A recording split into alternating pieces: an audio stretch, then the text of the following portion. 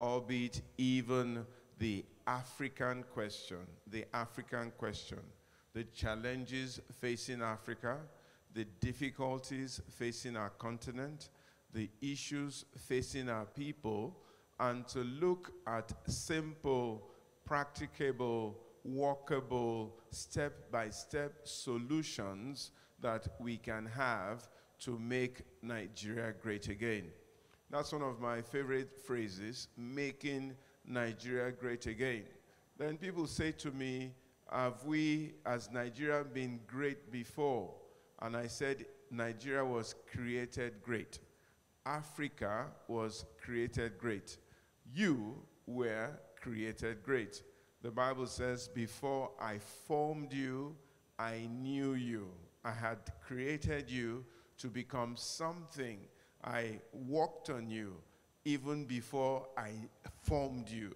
And I ordained you to be somebody great, somebody with a destiny, somebody with a destination, somebody with a defined mandate, and somebody with a future and a purpose. And God didn't make a mistake with the continent of Africa. It's about the fifth largest or the third largest continent in the entire world, but it's the most blessed in terms of natural resource, and it's also perhaps the most blessed in terms of environment, in terms of climate, in terms of predictability of times and seasons, and in terms of limitation of natural resource. You know, a few weeks ago, you had some flood in Nigeria. And when you look at the flood, you know, it was like when Okilo stole, well, I don't know if he stole or not, but they accused Okilo of those days that Okilo, they say you chop money, you chop money. He says, small money where Okilo chop. Okilo, you chase girls, Okilo, you chase girls. Small girls. So if you looked at the flood that they said was a flood in Nigeria, it was a paddle pool compared to the floods you have in Afghanistan, the floods you have in America, the floods that you have in the Indian Ocean, the floods that you have in Trinidad and Tobago, Jamaica, and places like that. So Africa, Nigeria, is indeed perhaps very blessed in terms of limitation of climate or climatic difficulties. It is blessed in terms of the soil. It is blessed in terms of the oceans. It is blessed in terms of the natural vegetation. And it is blessed in terms of the intellectual capacity of its people.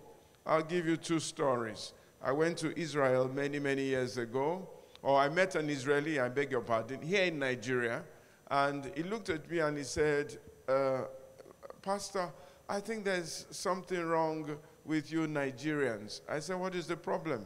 He says, you have so many things, and you don't do anything with everything that you have. I said, what do you mean? He says, look outside your compound. If I throw a tomato seed outside your compound, I'll just come back in a few weeks and it will have grown into a tomato. He says, but in Israel, where I come from, we plant the seed and we begin to beg it to grow. We beg it to grow. We pray for it to grow. We water it every day. We come and look at it on a day-by-day basis. We'll calculate the amount of water we have to put in there. We look for water everywhere. We recycle every drop of water that we consume in Israel. But here in Nigeria, you don't do anything like that. Everything happens for you. It's really easy. He says you people need to have a rethink of what you need to do.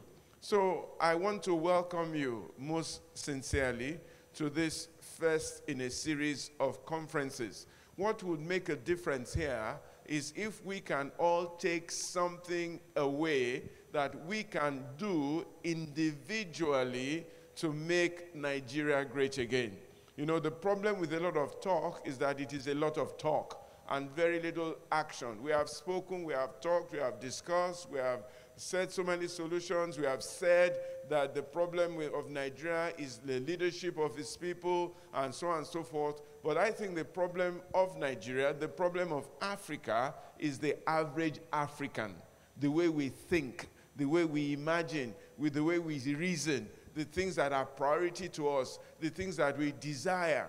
Because I have seen people who have come and spoken a lot of lovely theory, get into power and become huge disappointments. Because originally and intellectually and truthfully, their thinking wasn't genuine. The level of evil, the level of selfishness, the level of greed, the level of perversion, the unwillingness to sacrifice to make Nigeria great again is part of our problems and our challenges. I want to thank our speakers who have come today. And the way we want to do it today is to do it a little bit differently. It's going to be more of a conversation, more of a discourse, so that everybody has something to say in it. So our speakers are going to be coming up. They're going to speak for short minutes, each one of them, give us their own opinion, give us what they think, and then we'll take a question and answer session where they'll be able to really speak as much as they want concerning the questions that you will ask. And if there be anyone here also that has a suggestion, has an idea, we're willing to take that idea. And we're going to start by showing, first of all, a clip of the state of our nation, just to remind ourselves a bit of its history, a reflection on the state of our nation and how things are going. And then our speakers will come and speak and tell us from their own perspective what they think, and then we will take it from there. I'm not the one to introduce them. Somebody else is going to come and introduce them one by one and give you a little bit of a background as to how we have chosen this wonderful set of speakers.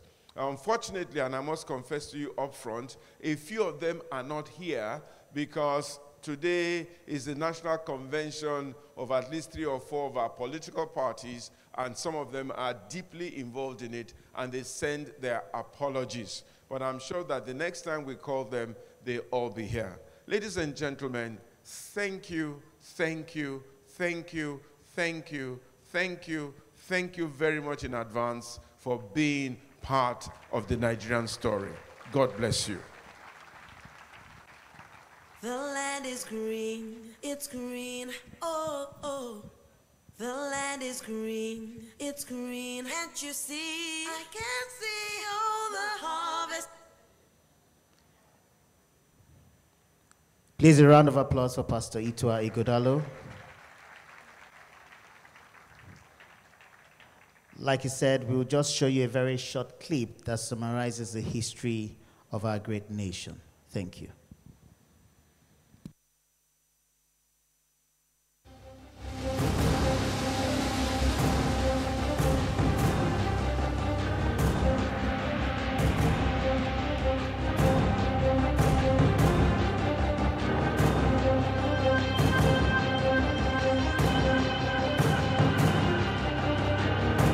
Nigeria, often referred to as a giant of Africa, a nation of multiplicities of culture, numbering well over 250 autonomous ethnic groups with a population of 186 million. The journey to Nigeria's independence began with some transformative leaders such as Herbert Macaulay, Chief Anthony Enahoro, Dr. Nnamdi Azikiwe, Ahmadu Bello, Chief Obafemi Awolowo, Tafawa Balewa, among others.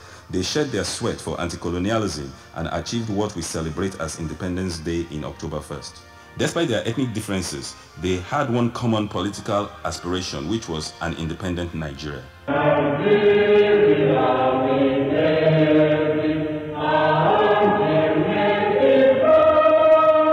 In the era of the First Republic, the Prime Minister faced a struggle of ethnic supremacy between 2 alliance parties, the National Council of Nigeria and the Cameroons, NCNC, and the Northern People's Congress, NPC.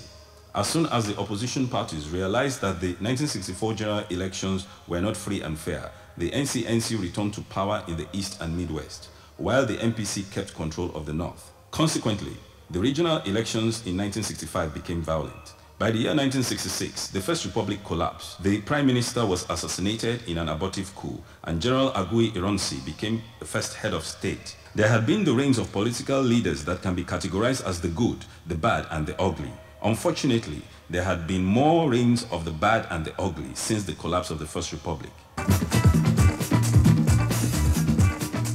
General Ironsi's regime probed the widespread corruption that characterized the public service under the deposed regime of Tafawa Balewa. Even though the government refused to see him as a good leader, Ironsi had good policies to rid off corruption at that time, but his zeal to that effect died with the coup of July 1966 that brought General Yakubu Gowon to power. Gowon ruled the country at a time Nigeria experienced an unprecedented wealth from the oil boom, although there were allegations of corruption against some of his officials. But some cases of corruption were appropriately dealt with. Gowon believed in one Nigeria, regardless of ethnic differences. Perhaps the most acclaimed achievement of his leadership was his fight against the defunct Biafra to keep Nigeria from collapsing. His regime ended by a coup d'etat that brought General Murtala Mohammed to power in 1975. General Murtala Mohammed's administration demonstrated transparency and accountability in his leadership. He declared his assets and ordered all his government officials to follow suit. Murtala instituted the Asset Investigation Panel of 1975 and found 10 former military governors under Gowon regime guilty of corruption. He immediately ordered their dismissal from service and forced them to give up ill-acquired properties considered to be in excess of their earnings. He reduced government spending on public sector development projects and announced his policy to encourage expansion of the private sector as well as transition program to democracy. But General Murtala Mohammed didn't survive to realize it. He was assassinated in an abortive coup attempt led by Lieutenant Colonel Bukar Dinka in 1976.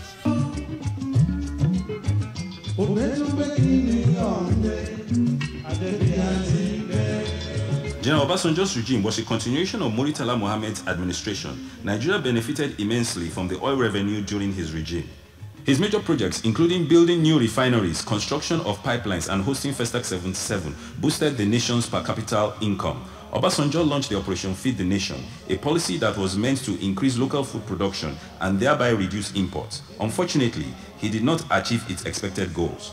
General Obasanjo ensured the successful transition to democracy in 1979, even though the presidential elections that brought Alhaji Shehu Shagari to power was not accepted as free and fair by the opposition parties.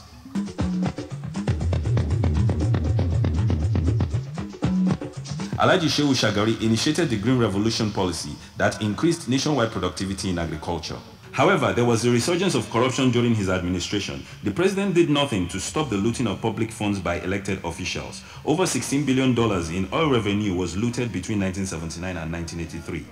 It became quite common for federal buildings to mysteriously go up in flames to destroy audit of government accounts, making it impossible to discover written evidence of embezzlement and fraud. Even his campaign manager, Alhaji Umaru Dikko, was alleged to have mismanaged about 4 billion naira meant for the importation of rice.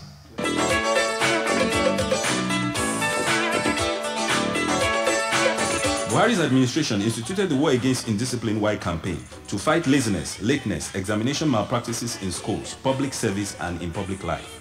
The positive effects of Y were tremendous, such that it became his legacy. His administration recovered stolen funds from politicians and other public officers through special military tribunals. By the middle of his tenure, the nation's economy declined, prices of food were high. In his effort to save the economy, he imposed austerity measures that resulted into change of currency, closure of borders, wage freeze, cutback in government spending, and many more. In spite of these measures, the economy went into recession and unemployment rates increased drastically. By October 1984, Buhari declared that the government was broke. By then, his economic policies had achieved very little success.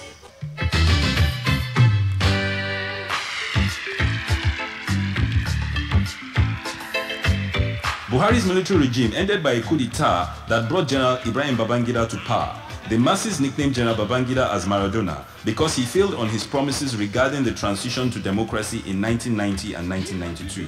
The press portrayed Babangida's administration as a regime that legalized corruption in Nigeria because the administration refused to give account of the Gulf War windfall worth $12.4 billion. In June 12, 1993, he denied Nigerians of reaping the benefits of the only presidential election that was free and fair in the political history of Nigeria. Many news organizations were shut down and confiscated for exposing the corrupt acts of his military officials. Journalists were brutalized, harassed, and detained. Amongst them was the foremost investigative journalist, Delegiwa, who was assassinated by a parcel bomb. When public opposition to Babangida's administration became an international issue, he handed over power to an interim national government on August 1993. The head of the interim government, Chief Ernest Shonekon, resigned after a few weeks in power, and the military took over again. Critics and international activists believe that the interim government of Shonekon was peacefully overthrown by the dictator, General Sani Abacha. Nigerians witnessed terrible economic crisis during the administration of General Sani Abacha. Many journalists were brutalized, detained, and mysteriously assassinated during his regime. Abacha was known as a man of few words and deadly actions. His government was the most brutal military regime Nigeria has ever had. There was a massive crackdown on the media and civil rights groups. It was under his administration that Nigeria became a perpetual importer of petroleum products when all the refineries packed up. 2 years after his death, over $1 billion was found in his account abroad. General Abdulsalami Abubakar became head of state after the death of the dictator. His regime was short and he focused on the return of democracy. However, there were suspicions that he acquired large amounts of wealth within a short period because his mansion in Abuja showed that his assets exceeded whatever he might have legitimately earned as income before he took over power. Abubakar was commended by the international communities for ensuring a quick transition to democracy in 1999.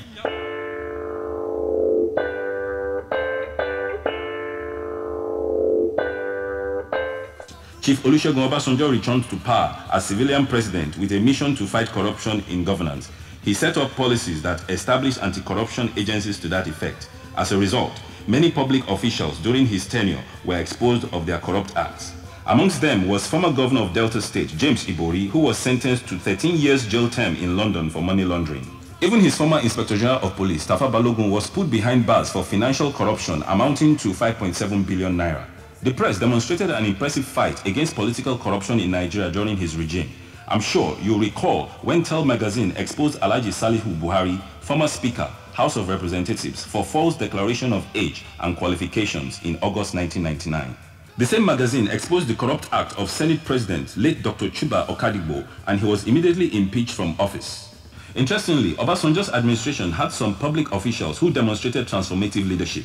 Nigerians will never forget the former chairman of the Economic and Financial Crimes Commission EFCC, Nuhu Ribadu, who exhibited activism against financial crimes in his leadership.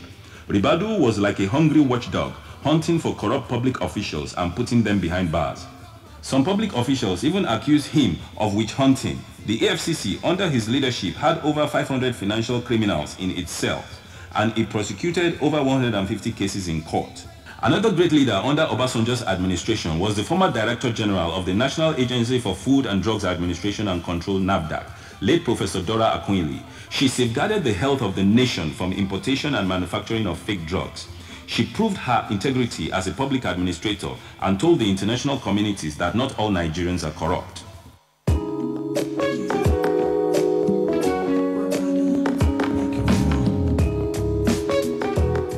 Umaru Musa Yar'Adua. A good number of corruption scandals from previous administrations came to light under his tenure, but went uninvestigated due to lack of political will and his poor health. Moreover, Yar'Adua demonstrated exceptional leadership in addressing the Niger Delta crisis with a spirit of fairness, justice, and cooperation. We all can testify to his presidential amnesty program. No other approach had succeeded in producing results necessary for the peace in the Delta region and for the economic stability of the country. The government of Dr. Goodluck Jonathan had several running scandals during his administration, particularly the case of the $20 billion oil revenue that was missing from the NNPC's account. Former governor of Central Bank, Sanusi Lamido, informed Goodluck Jonathan that the NNPC failed to remit $20 billion oil revenue owed to the state. Jonathan, however, dismissed the claim and sacked Sanusi for mismanagement of the central bank's budget. After the NNPC's account was audited, it was, however, verified that about $20 billion was indeed missing or misappropriated. The media reports affirmed that Goodluck Jonathan fired Sanusi because he went public with the missing money under the management of former Petroleum Minister Alison Madueke, who was officially charged to court by the EFCC for money laundering and other criminal charges. Muhammadu Buhari is the second former head of state that returned to power as a civilian president. One of the core responsibilities of his administration is to fight corruption in top political offices. Prominent politicians, including former governors, ministers, and political party chiefs, have been arrested to experience life in prison for engaging in corrupt practices. Among them was the former National Security Advisor, Colonel Sambo Dazuki, who is currently in detention over allegations of mismanagement of $2.1 billion meant for the purchase of arms. There are others who are on self-exile in an effort to dodge the wrath of anti-corruption agencies. Buhari's administration has been criticized by many human rights activists regarding the current state of the nation. Nothing indicts the current government greater than its poor performance in addressing issues of national security. The terrorist group, known as Boko Haram, is responsible for over 10,000 deaths and about 2.6 million displaced Nigerians since 2011. What about the mayhem being continually unleashed by herdsmen on communities in different states across the country, leaving trails of weeping and wailing? According to the National Bureau of Statistics, out of a total active labor force of 85.08 million people in Nigeria, 16 million people were unemployed in the third quarter of 2017. Over 2.9 million graduates and another 5 million semi-skilled workers also lost their jobs within this period. All these national problems are attributed to one social epidemic: corruption. Current data from EFCC indicated that about $20 trillion had been stolen from the treasury by corrupt leaders between 1960 and 2005. The data further says that embezzlement and diversion of public funds are the most common forms of financial corruption in public offices. Nigeria is the world's 6th largest exporter of crude oil and still has more than 70% of its population living below the poverty line. What is the fate of Nigerians in 2019? What kind of leader are they yearning for? I want a president that will unite the country. A leader that can take us to the promised land. Who is not culturally or religiously biased. A leader that is selfless. Somebody who has empathy. A leader that is righteous. The renowned novelist, late Chinua Achebe, affirmed that the root cause of Nigeria's predicament is basically bad leadership. According to his book, The Trouble with Nigeria, he said, and I quote, "It's simply and squarely a failure of leadership. There is nothing basically wrong with the Nigerian land, climate, water, air, or anything else. The Nigerian problem is the unwillingness or inability of its leaders to rise to their responsibility, to the challenge of personal example, which is the hallmark of true leadership." I'm sure that Nigerians couldn't agree more.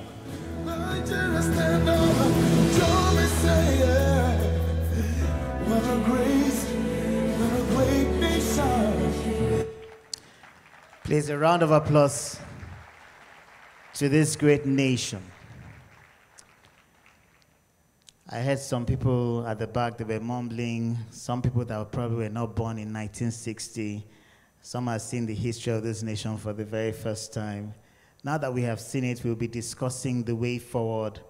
And to help us this morning, ladies and gentlemen, it is my singular honor and privilege to invite to the stage this morning a gentleman. His name is Mr. Bayo Rotimi, but I'll just read a little about him. He's a 23-year investment banking professional. He graduated from the University of Lagos in 1990 with a bachelor's degree in economics, and in 1992 obtained a master's degree in banking and finance from the University of Sheffield in the United Kingdom. He joined the investment banking division of Fountain Trust Merchant Bank in 1994. He later moved to the investment banking group of Lead Merchant Bank in 1997, prior to joining FCMB Capital Markets Limited, one of Nigeria's leading investment banking firms, in 2001. He is a member of the Institute of Directors, Associate of the Certified Pension Institute, member, Chartered Institute of Bankers, Director of Treasury, Association of Issuing House of Nigeria. Bayo is also the chairman of a vesting committee of ARM's Discovery Aggressive Growth, Ethical and Money Market Funds. His experience spans capital raising, debt equity, hybrid and financial advisory services, merger and acquisition, corporate restructuring, privatization, advisory and project finance. He is the Managing Director of Guest Advisory Services Limited, licensed by the Nigerian Security and Exchange Commission to operate as an issuing house and financial advisor. Ladies and gentlemen, I present to you this morning, with a round of applause, Mr. Bayo Rotimi, our first speaker, to please come up stage. Thank you very much. Please encourage Bayo Rotimi, please. Thank you. Please take a seat. Thank you. Next, we also have a gentleman. He is a farmer by training and practice, a teacher of God's word, celebrated for insight, well sought for, accounting for several awards and doctorate honors. He is the president, voice of his word ministries, a man of many productive parts. He serves as a CEO, Master Builder Communications. His passion is to see a greater, better Nigeria led to the formation of Project Victory Call, aka PVC Nigeria, which he is presently serving as the chairman, board of trustees, and national coordinator. The vision of PVC Nigeria is to chart a new course for Nigeria by enlightening the citizens to be interested and involved at engaging credible and productive leadership at all levels of governance. An author of several titles, is married to Joy, and they are blessed with wonderful children. Ladies and gentlemen, please, with a round of applause, let us welcome Mr. Bolaji Akinyemi. Bolaji Akinyemi. Bolaji Akinyemi, please celebrate him this morning. Thank you very much. Next in line is also a gentleman. He's the founder and principal of ALDA Consulting, Nigeria's leading creative intelligence firm with offices in Lagos and in London. He is credited with introducing branding as special discipline to Nigeria and has consulted on policy, politics, and business at the highest level locally and internationally. Leke Alda has been a member of the organizing committee of the Nigerian Economic Summit, NESG, and a member of the board of trustees of Day Waterman College. He was also guest speaker at conference held by the Nigerian Bar Association and Women in Management and Business, WIMBIZ. He has spoken at the platform conference several times. Leke Alda is a lawyer, polymath, and philanthropist. His photographs and furniture designs have raised millions of naira for 9 orphanages supported by his foundation, Leke Alda Foundation. The foundation has impacted over 120 lives, a patriot and Nigerian. He's married to Morenike and has 2 wonderful children by name Olamide and Toluwani.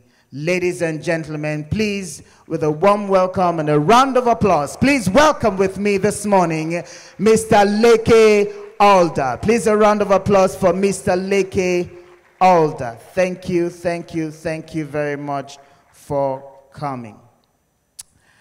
We also have in our midst this morning also a gentleman. He is a prolific and dynamic speaker par excellence, a life coach, CRS consultant, spiritual shepherd, youth leader. He's a nation builder and a human activist. Armed with a strong aptitude through training, as a psychologist and a business strategist, has instilled in him a winning attitude through his exposure to leadership over the years. Olatunji is on a mission to give hope to the hopeless and to empower his generation to be the best at whatsoever they do and ultimately be and do all they were created for. His passion is to see all come to the place of true fulfillment and productivity. Ladies and gentlemen, please, with a round of applause, let us welcome Mr. Tunji Odewumi. Tunji Odewumi, please, you may please come forward. You're not clapping. Please, a round of applause. He's representing the youth. And also this morning, we do apologize that Mr. Fola Adiola will not be in our midst this morning, but however, he has sent a representative by name Mrs. Olushola Adiola, I believe, is an education miss. Olushola Adiola is an education and organization development consultant. She's very passionate about education and development consulting. Olushola has a Bachelor in Foreign Service from Georgetown University and Master's in Public Admin from Columbia.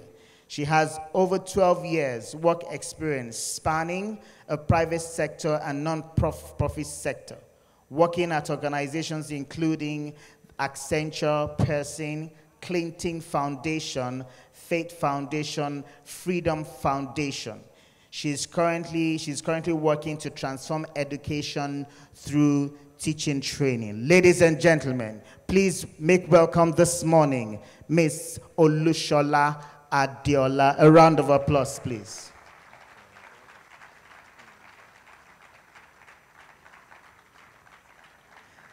Please, a round of applause. That's our first lady to be presented. Please clap for her properly.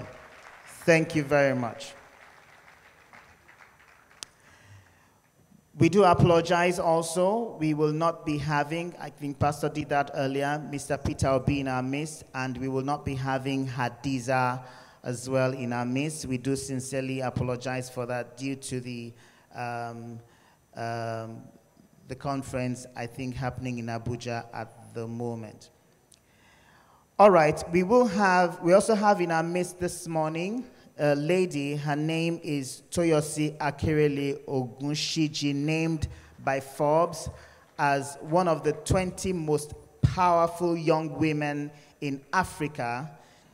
Is a social entrepreneur whose work is at the intersection of entrepreneurship, youth education, and public leadership.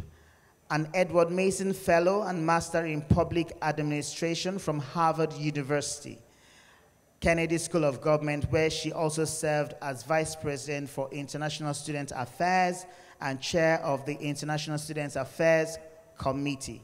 She is the founder, CEO of Rise Networks, Africa's leading social enterprise, whose mandate focuses on using tech innovation to create advocacy and learning opportunities for the inclusive growth of youth, with the core objective of preparing them for effective value-based leadership at all levels in the public-private sectors. Ladies and gentlemen, please let us make welcome this morning Ms. Toyosi Akerele Ogunshiji. Mrs. Toyosi Akerele Ogunshiji, is she here? Okay, I guess she's on her way. Last but not the least, we do apologize also, we will not be having Kate Henshaw in our midst. She had to travel out last night. But nonetheless, we do have, I think lastly, I will introduce this morning, please, shall we make welcome our own senior pastor of Trinity House. Please, shall we make welcome Pastor Itwa Igodalo. Pastor, please a round of applause. Pastor Itwa Igodalo, the senior pastor of Trinity House, who will also be leading in this interactive session. Thank you very, very much. Dr.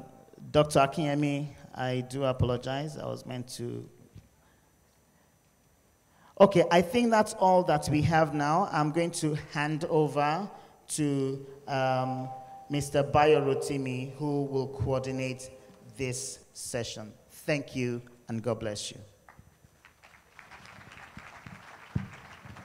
Thank you very much, Afolabi. Distinguished ladies and gentlemen, we warmly welcome you once again for being part of today's session. In Pastor Itwa's welcome address, he spoke about how critical this season is, and he talked about the need to effect changes. And a wise person once said that you should be the change that you want to see. So we all have a responsibility to make Nigeria become the country of our dreams. I will start by going round the panel. I will have each panelist share their own thoughts with us regarding the Nigerian question, the Nigerian journey, and most importantly, the future that we want to see for this our country, Nigeria. I also have my own thoughts, but I'll allow the panelists to go around, and I will share some thoughts with you. So I will start from my immediate left. I'd like to invite Ms. Olushola Adiola to share her thoughts about this wonderful country, Nigeria. Put your hands together for Miss Adiola. Good morning, everyone. I believe we still have 4 minutes left in this morning. Thank you very much for having me. My father sends his apologies. He could not be in the country and in time for this event. And so you have me. And so I shall do my best to represent him faithfully. But let me just tell you the truth. Even if he was here, I would have written the speech. So this is, so you're really hearing from the horse's mouth when you have me here. Today, I just want to share a few thoughts. I'm going to draw from a background in political philosophy. I think we are sufficiently inundated with the statistics and the states of the nation. But even beyond the statistics, we live, I believe, if you are here today, you are either visiting Nigeria or living in Nigeria. And wherever you live and whoever is watching this, you live the reality of Nigeria. And one of the questions I was asked is, what do I think of the state of the nation? And the only phrase that is sort of resounding in my mind is nasty, brutish, and short. Those words were written by a political philosopher, a British political philosopher called Thomas Hobbes. The first time I heard that phrase, I was shocked, and I said, how can anyone ever believe that life is nasty, brutish, and short? And he said this in the context of a life without organized society, that if we were all living in the jungle, living in the forest, that this is how human beings would naturally interact with each other. And of course, we don't like to see human beings as people who are selfish, people who would attack you, who are self-serving. Let me read a few of his comments. Hobbes had a very low view of human beings. We are all basically selfish, driven by fear of death and hope of personal gain. He believed all of us seek power over others, whether we realize this or not. In a world of scarce resources, particularly if you were struggling to find food and water to survive, it could actually be rational to kill other people before they killed you.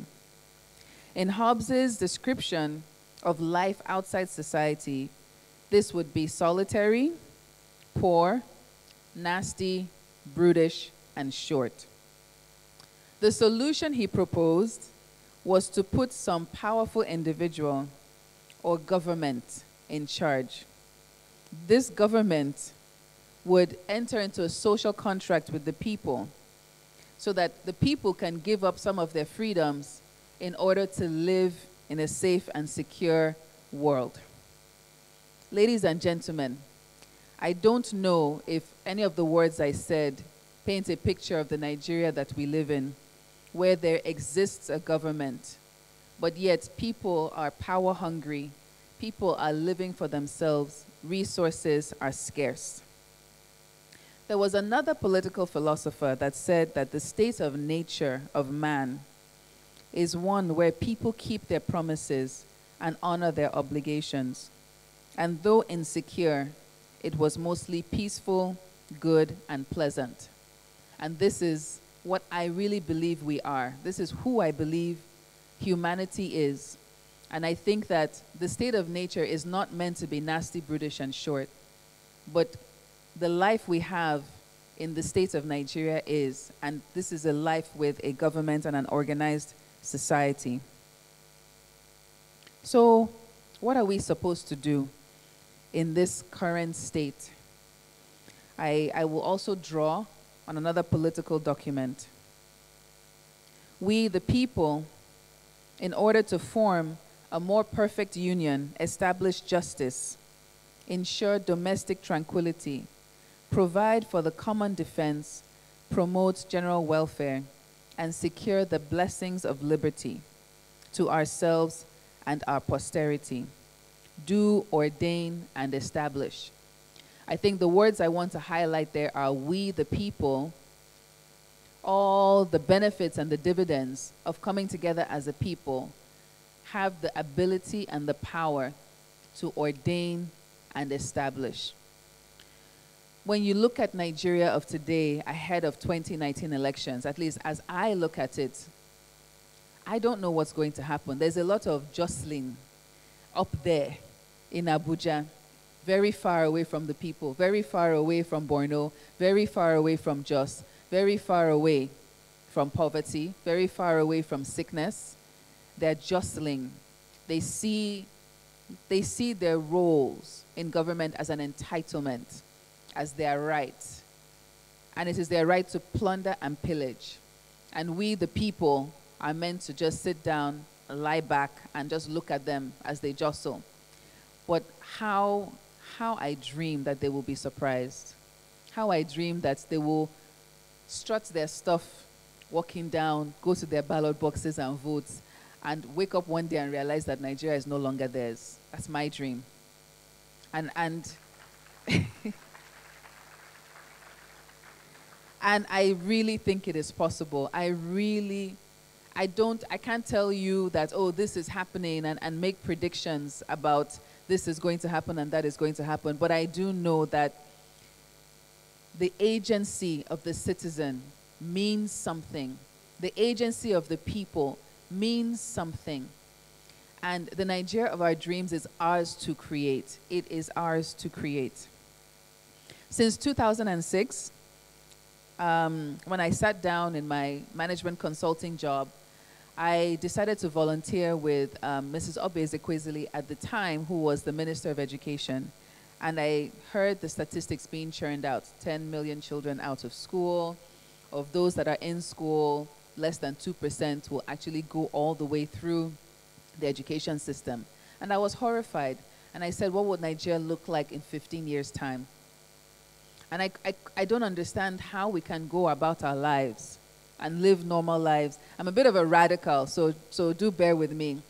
I have a family friend that asked me, oh, I know that you're really passionate about this non-profit work, but don't you think you should work in an organization and earn some money and then, start a foundation later on in life? I said, do you think your business is sustainable?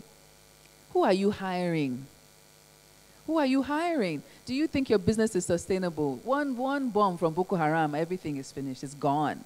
One change in policy. How many businesses have been shut down by a change in policy? One day you can import, the next day you cannot import.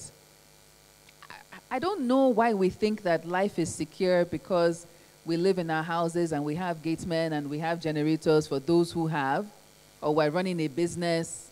Who are you hiring to run your business? Are you not dying of stress, of fatigue, of high blood pressure? We're at war. Whether we realize it or not, Nigeria has been at war. And the enemy is not the government. The enemy is corruption. The enemy is poverty. The enemy is sickness. The enemy is a degrading education system. The enemy is that hospital that you cannot go to because they don't have light. That is who we are at war with.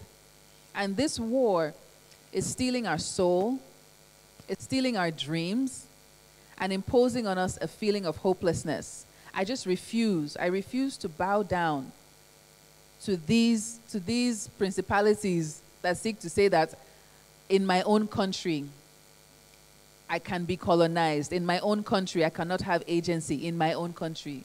Trump doesn't want us in his country. The Canadians are taking us in now, but trust me, it's not even nice. It's very cold, I'm telling you. So I think what I'm here today to do is invite people to a call to action. If today life is nasty, brutish, and short, you can choose how you die. You can either die living and cowering and waiting for your end to come, whether it's by sickness or by poverty or by hunger, or by someone coming to kidnap you from your house. Or you can actually die in service of this country. Because one way or another, we are all going to die. And really and truly, it really matters how you live and what you live for and what you die for. So I think in closing, I just invite everyone to live their life for a great Nigeria. Put your hands together. once again from Miss Adeola. She told you that she is her dad's speechwriter, so at least we know who to credit every time Mr. Fola Adeola stands on the podium and gives a rousing speech. Please, another round of applause for Olushola. I think it is instructive that she spoke to a lot of the critical issues that we're facing today, particularly issues that affect we the people, the young people. The young people represent easily 60 to 70% of Nigeria's population. So if 10 million people, 10 million children were out of school a few years ago, let me shock you because the numbers have worsened. The most recent number now is 13.2 million children are roaming around the streets of Nigeria rather than being within the four walls of a classroom. Those are the issues. Those are the realities. Ladies and gentlemen, as our panelists are sharing their thoughts with us, please note your questions.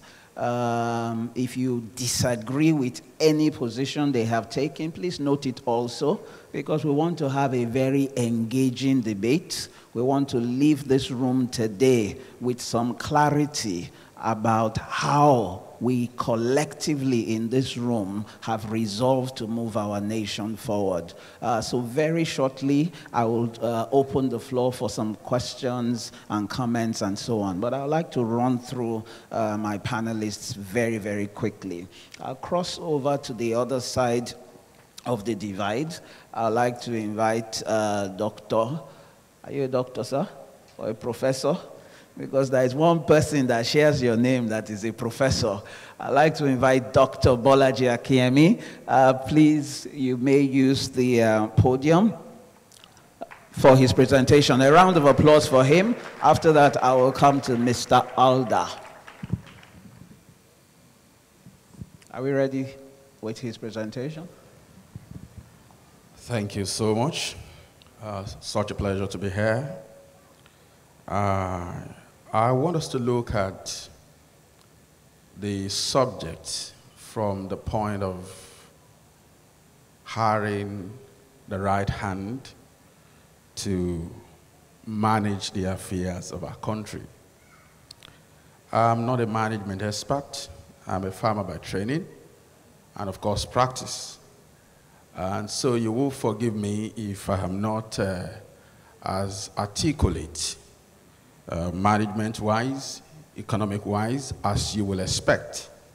I am basically here to represent the ordinary Nigerians that may not have the privilege of representation on such a great platform like this.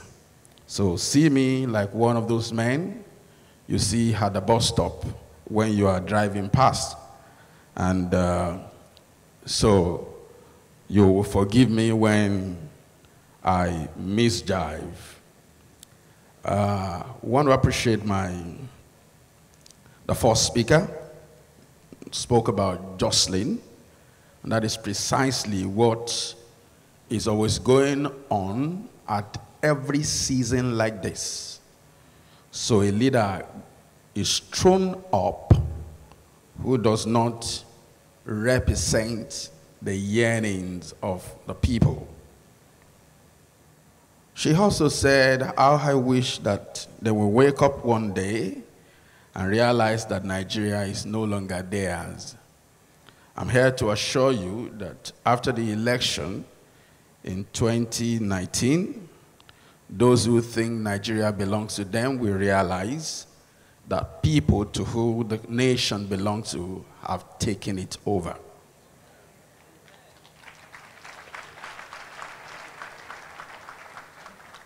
I will speak briefly on character and charisma, voting for virtues in 2019. Character and charisma, voting for virtues in 2019. I'm a preacher, so you forgive the way my subject is sounding. But for simplicity, let's simply say job description. In management, you have what you call hiring and firing. You hire when the need arises, and you fire when the hand is not doing what is hired to do. But I know that before hiring a hand to fill a position, the first thing you have to determine is what the office is meant to serve. So by the way of coming up with job description. So inadvertently, you are not looking for who. You are looking for what. You are looking for somebody who can bring things to the table. Now, I will say here that in the past we have missed it because at season like this, we're always looking for who. And that doesn't broaden our choice, or choices as the case may be. But looking at the scriptures, I find out that even the Bible recognizes the need for you to be sure of what you want before you hire. In Acts of Apostles chapter 13 and verse 22, someone was fired on the job, another one was hired for the job. I don't want us to look at the reason why the person who got fired, but I want us to look at a message in that passage. And when he had removed him, he raised unto them David to be their king, to whom also he gave testimony. Take note of the word testimony. And said, I have found David, the son of Jesse, a man after my own heart, which shall fulfill all my will.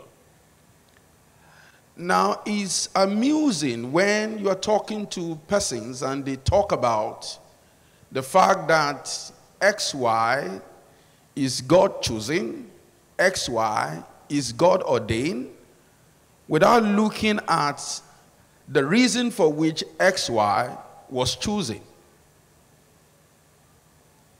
Every time an individual is made to fill an office, it is because there are expectations. And if you're filling an office for which you are ordained for, and you are not meeting up with the expectation, there's absolutely no need for you to continue in that office. It's amazing that Saul was in that office for 40 years. That is a man that God had rejected.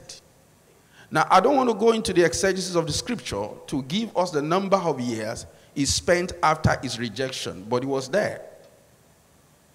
But David, who was raised to fill his place, also spent 40 years. So what is the differences between the rejected and the accepted? They spent 40. But we must understand that God, in relation to David, said he has a testimony. What is the testimony of the people that are jostling for the office of the president? That means their past should be important to us, except we are trusting God for a miracle. If God had to consider the past of a man he was going to ordain to be king over the house of Israel, and also took into consideration the state of his heart. Now, I may need to say this quickly. the heart is very important. But the Bible said the heart of man is desperately wicked.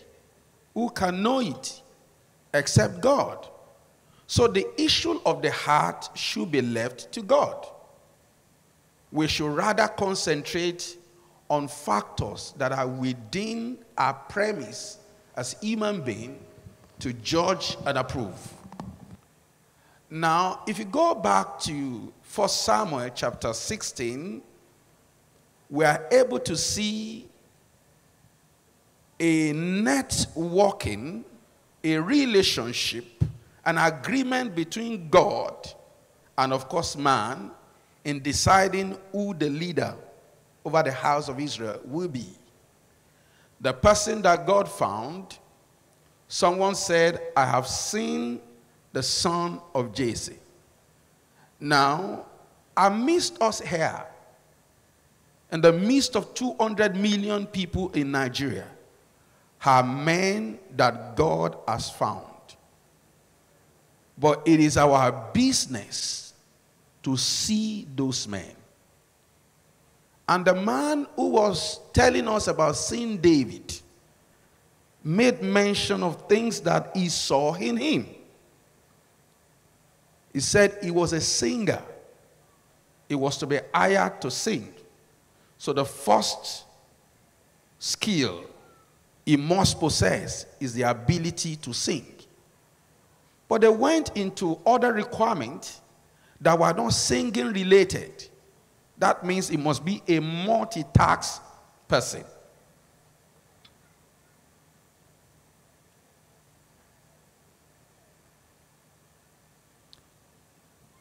He must be a multitask person. Now, bringing this home, what does it mean to us as a nation? We can quickly have a case study.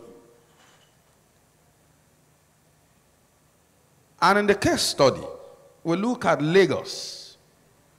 And we look at, of course, the federal seat.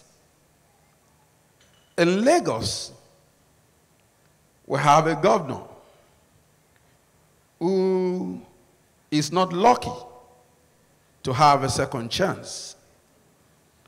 At the federal level, we have a president who is lucky to have a second chance. And I'm compelled to ask myself, what is the yardstick for one to have a second chance and for the other not to have a second chance?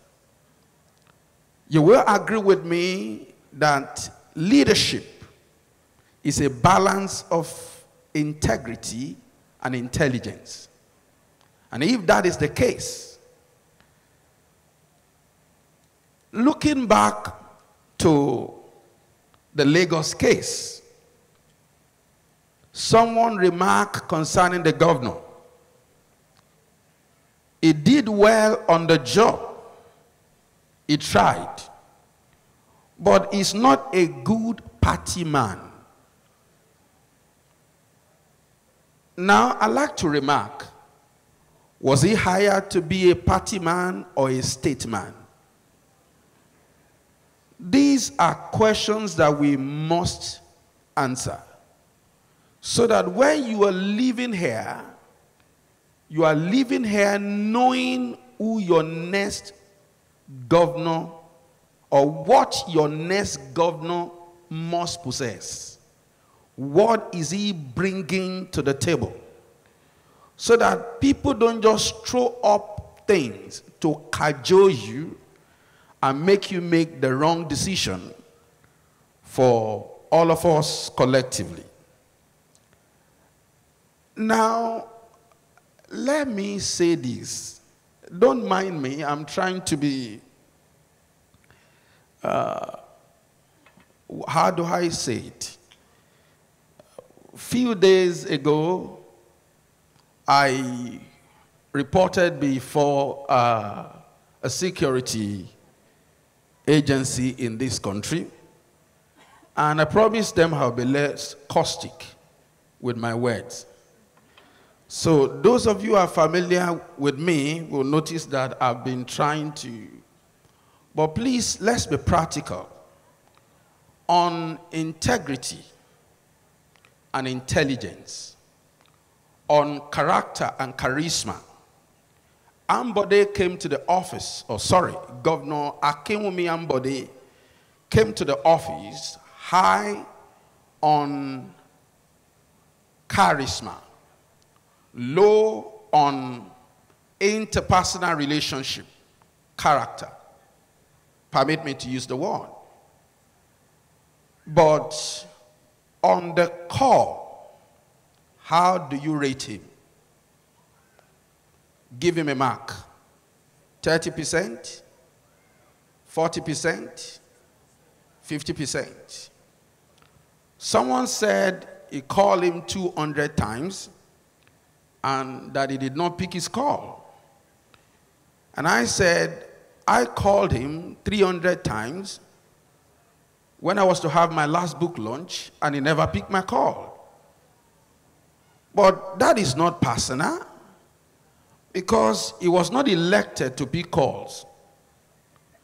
These are issues that we must take position on.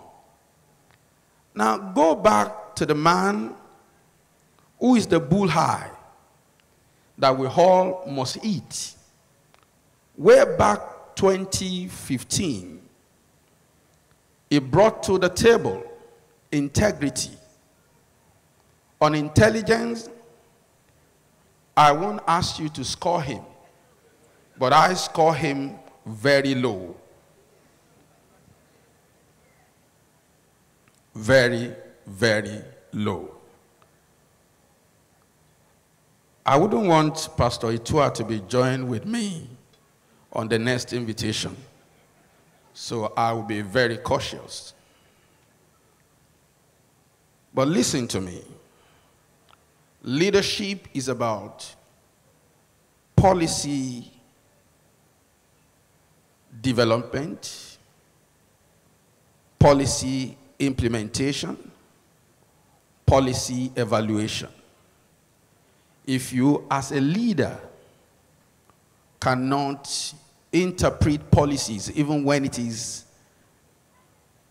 developed for you, I don't know the miracle that we will be expecting. Let me say quickly that politicians are basically men expected to play politics. But when you look at what politics is within the context of its meaning, not within the context of Nigeria, it simply means ideological dialogue, intelligence, mind robbing.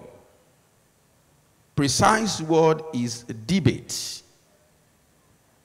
Now, I don't know where you hope to go if you have a leader who cannot debate his policy and you are electing such a person. Now, let me say this in closing. As we approach 2019, please do remember that leadership is a balance of character and charisma. Leadership is a balance of integrity and intelligence. Leadership is a balance of high moral standard and high mental ability. Moral is what will help you to distribute resources fairly and justly. Intelligence is what equips you to create the resources to distribute. So if you have the moral to distribute right and you cannot create what to distribute, then we have a problem. If you have the high intelligence ability to create all the wealth in the world and want to hold it to yourself and not distribute it, we also have a problem. I want to charge you that as we prepare for 2019 election, your yearning must be to see that man that has the moral standard balanced with intellectual capacity to do the work that is hired to do. Thank you very much. Thank you, thank you, thank you. Don't stop clapping as Dr. Akinyemi returns to his seat. Don't stop clapping until he sits down. Dr. Akinyemi had to be very careful. He had to measure his words well so that he won't receive another invitation. He did not tell us where he was invited to and how long he was there for. But we praise God he's in our presence today. But ladies and gentlemen, you must stand consistently for the truth in spite of the cost to yourself. Doctor said leadership is a balance of integrity and intelligence. Those are two essential ingredients. So he spoke about the job description for the Nigerian leader, and he was trying to examine the attributes. So when we throw this discussion open, we would like to hear from you. What other attributes should the Nigerian leaders or the people who are aspiring to leadership in Nigeria across the levels, across the spectrum, federal, state, local government, the wards, what attributes, the essential attributes that they require? Distinguished ladies and gentlemen, it's a great pleasure and privilege to introduce the next speaker, Mr. Leke Alda. Put your hands together. We thank him for always honoring our call, and we thank him for the great passion that he has for this nation, Nigeria. So please fasten your seatbelts.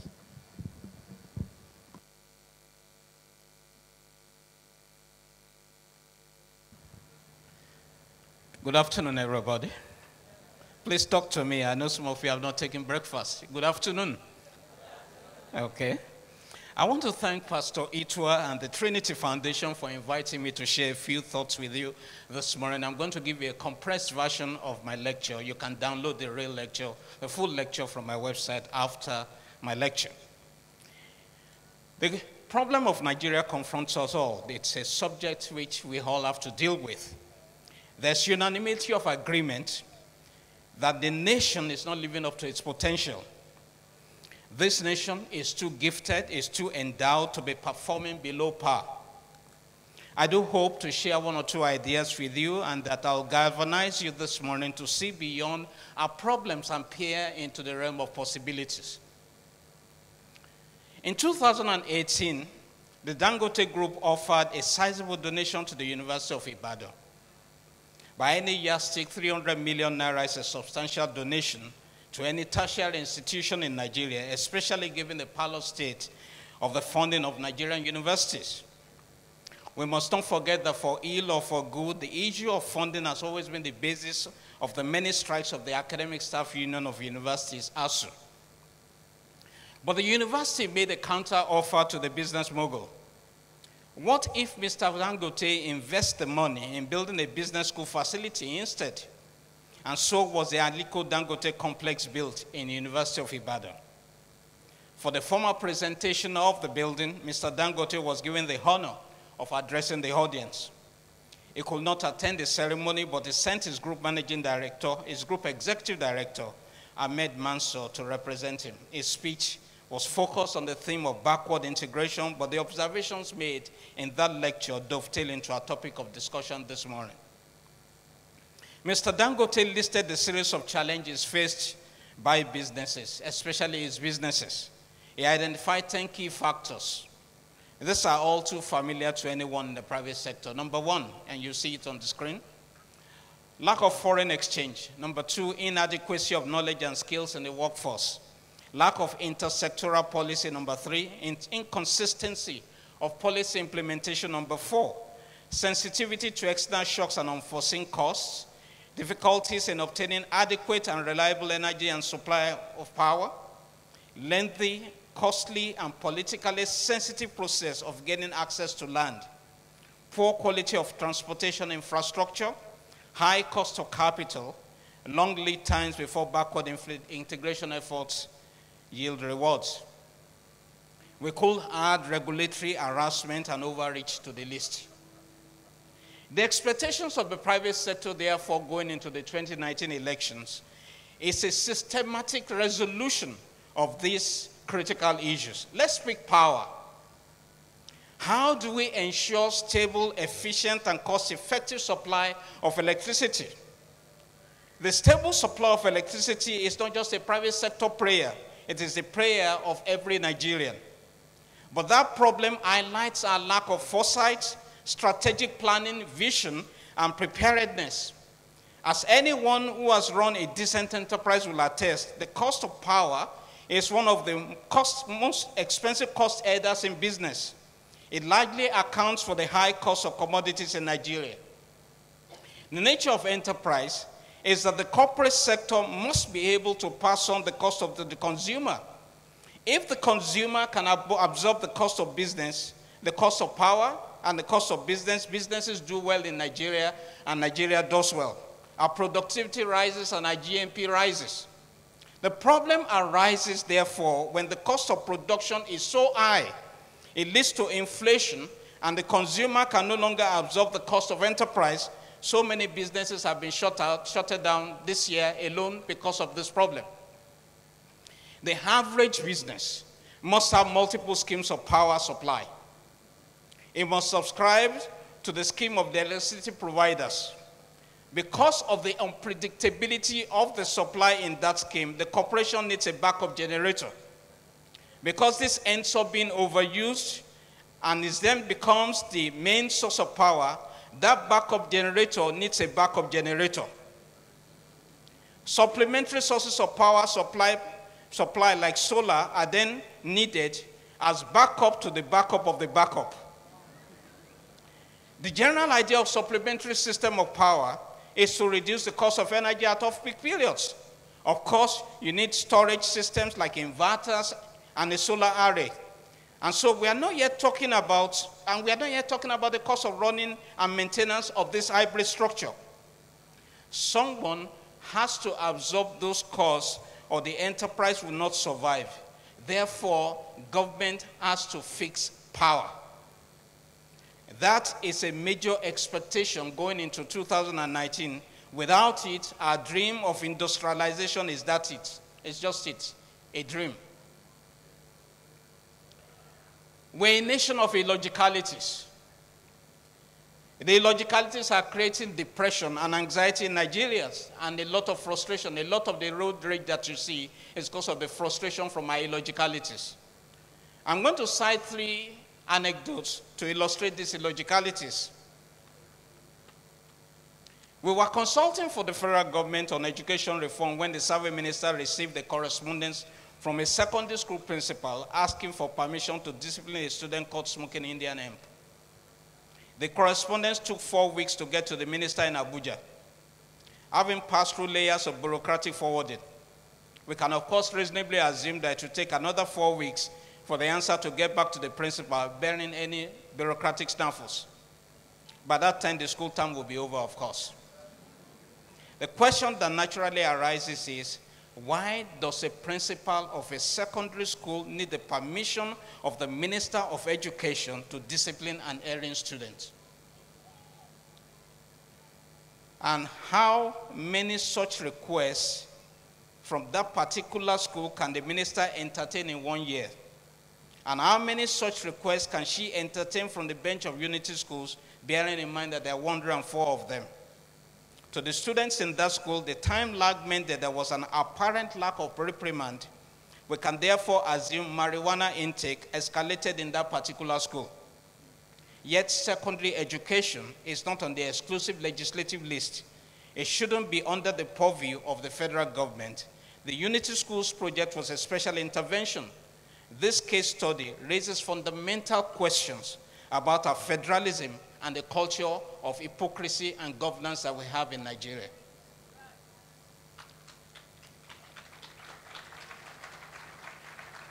Let me cite another anecdote for you. I was on my way to the airport en route Ikorodu Road, Lagos. At Ojuelegba, a prominent convergence eulogized by the late fella Anikulapo Kuti, I noticed a federal fire service. A few kilometers away, I noticed a state fire service at Bank Anthony Way, Ikeja. And I began to wonder, what is the federal government doing putting out fire in Lagos?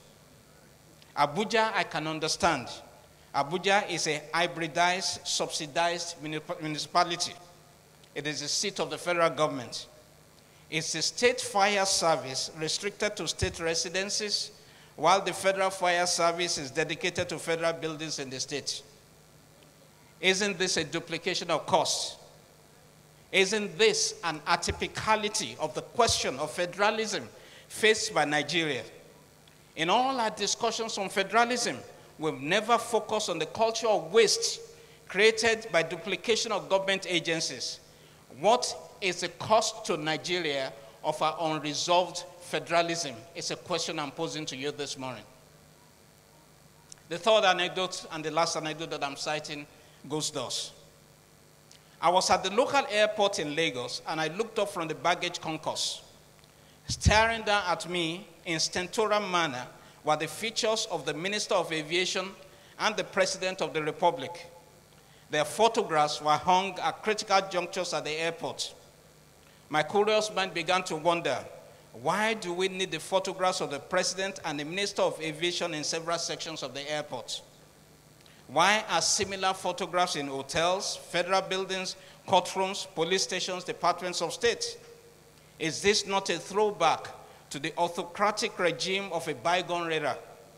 Are these pictures Big Brother authoritarian totems? Is the intendment of these pictures the generation of salutary effect on the work ethic of federal aviation staffers? If it is definitely not working. Are these pictures cosmetic evidence of federal presence, a quaint reminder of the tug of war between the national and subnational government?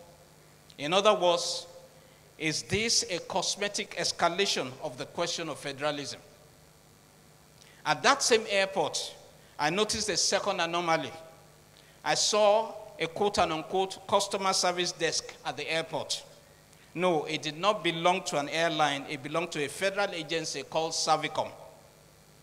Not being a private enterprise, I wondered how Savicom could have customers. The sign read, quote-unquote, Customer Service Center, comma, powered by, colon, Customer Service / Savicom, order by FAAN Management, end of quote. I wondered how a desk in an airport can be a customer service center. Perhaps we can forgive the inelegant, effusive, and crude use of punctuation marks. But in the troubling issue, the real troubling issue is the fact that customer service is by order. How can customer service be by order? My confusion grew when I saw a sticker by the same department asking me to stand up for my rights and challenge service failure anywhere. The phraseology was Nollywood dramatic. Quotation mark, ask in capital letters, colon, Savicom, end of quote. There are several layers to the issues of Savicom Sega. For one, we have not excised the ghost of military regime. It's why customer service is by order. Two, our past has bred in us a command economy and psychology. We are a power-defined society. It is a society in which even the gatesman exercises dominion. This power paradigm has bred a culture of injustice and oppression. That our society is power-defined It's why you need to know someone to get basic things done. Even the Christians say power must change hands. What this power definition of our society has done is to kill meritocracy. The only area in which meritocracy seems to thrive in Nigeria is in football. Nigerians are united on football. There is no northerner, there is no southerner, just Nigerians. Nothing unites Nigeria more like our improbable belief we can win the World Cup without preparation.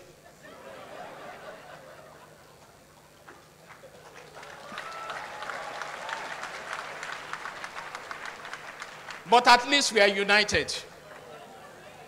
Therefore, the only conclusion we can draw is that meritocracy is a unifying factor. I am not interested in the politicking of federalism. I leave that to the politicians. I'm only interested in its administrative dimension. Our current infrastructure is generating anomalies. When a nation seems to have persistent issues, common sense dictates we examine fundamentals. When states cannot pay salaries, when poverty is multiplying at an alarming rate, when government sectors keep breaking down in quality and standard, when the education system keeps churning out unqualified graduates, when there's restiveness all over the federation, when the citizens are afraid of the emergence of a hegemon, when youth unemployment is soaring, common sense dictates that we take a closer look at the mechanism generating these anomalies. The essence of nationhood is provision of identity, security, welfare, and happiness for the people. That ought to be our end goal. When that goal eludes us with a constancy, we must examine fundamentals. Nigeria needs a federalist economic system. In order to multiply wealth, we need to create economic hubs all over the federation. The greatest challenge that we face today is poverty. Poverty is maligning our culture, maligning our politics, breeding corruption, procuring insecurity, turning our young men and women into deviant entrepreneurs. We need to declare a national emergency on poverty. The poverty rate in Zamfara is 91.9%, Yobe 90.2%, Jigawa 88.4%, Bauchi 88.6%, Kebbi 86%, Sokoto 85.3%, Katsina 82.2%, Taraba 77.7%, Gombe 76.9%, Kano 76.4%, Borno 70.1%, Niger 61.2%, Benue 59.2%. I could go on, but the inescapable conclusion is that 50% of the states in Nigeria have a poverty rate above 50%. Why are we then complaining about Boko Haram when the poverty rate is so high? The average youth in Nigeria is not asking for much. It just wants to make it. It needs to be successful. It's running away from poverty. What the Nigerian youth needs the most is opportunity. God has blessed the Nigerian youth with faith. It has the confidence of ignorance. It will give the Queen of England direction to Buckingham Palace on his first day in England. The Nigerian is experimental. It will try new things. The Nigerian is resourceful. It will find a way. We have bought into the belief that our problems are so great that God has to descend from heaven to heal our land. That is a lie. Our problems are not insurmountable. We just need critical reasoning and to do the will and to do the right thing by the people. The reason we've been trying to generate 5,000 to 7,000 megawatts of electricity for over 2 decades is because of the illogicality of our energy policy. It does not follow the logic of our natural resource endowment. The north should be on solar power. There's an overabundance of sun in the north. It does not make sense to pump crude oil from Port Harcourt to Kaduna for refinement. They should be driving electric cars in the north. We should be engaging Elon Musk about setting up Tesla factories in the north. If we take the north off the electricity grid, we will free an abundance of energy for the rest of the country.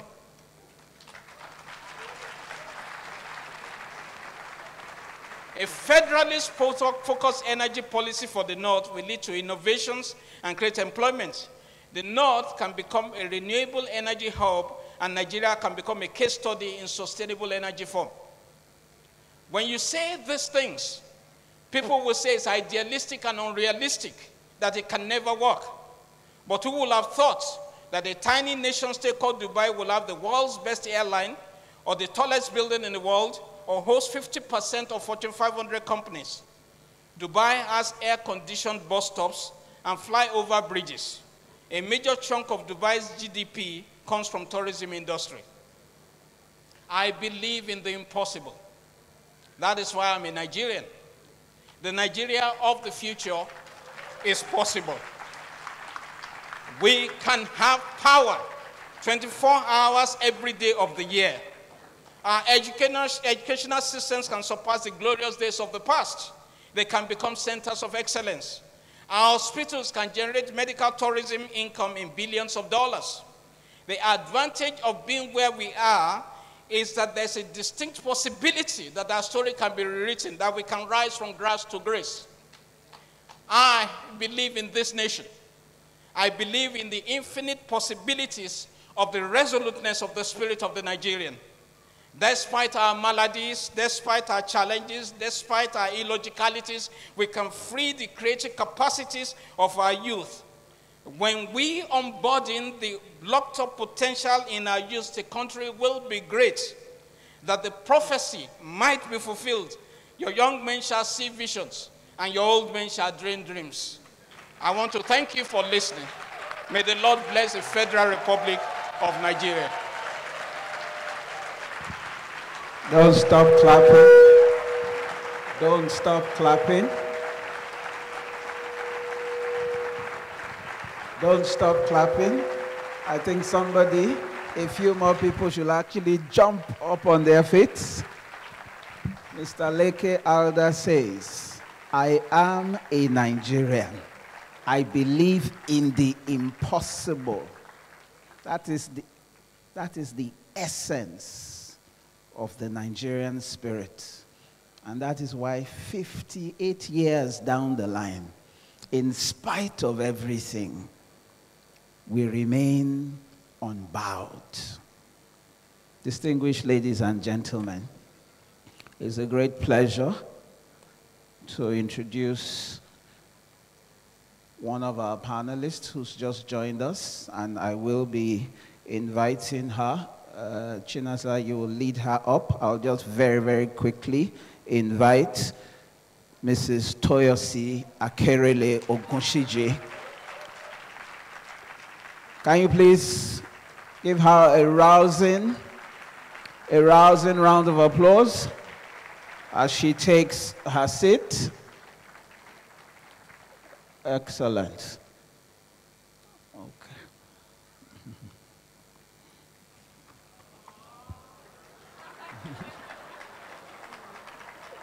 Are you distributing hugs? Can I collect one?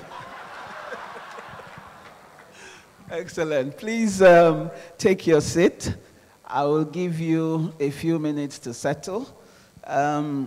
What I would like to do while you are settling down, Mr. Alda spoke about the significant potential that's inside the Nigerian youth. I have no doubt that the change, the transformation that we all seek will be powered by the youth of Nigeria. So very quickly, I'd like to invite somebody who epitomizes the indomitable spirit of the Nigerian youth. Please welcome with me, ladies and gentlemen, Mr. Tunji Odewumi.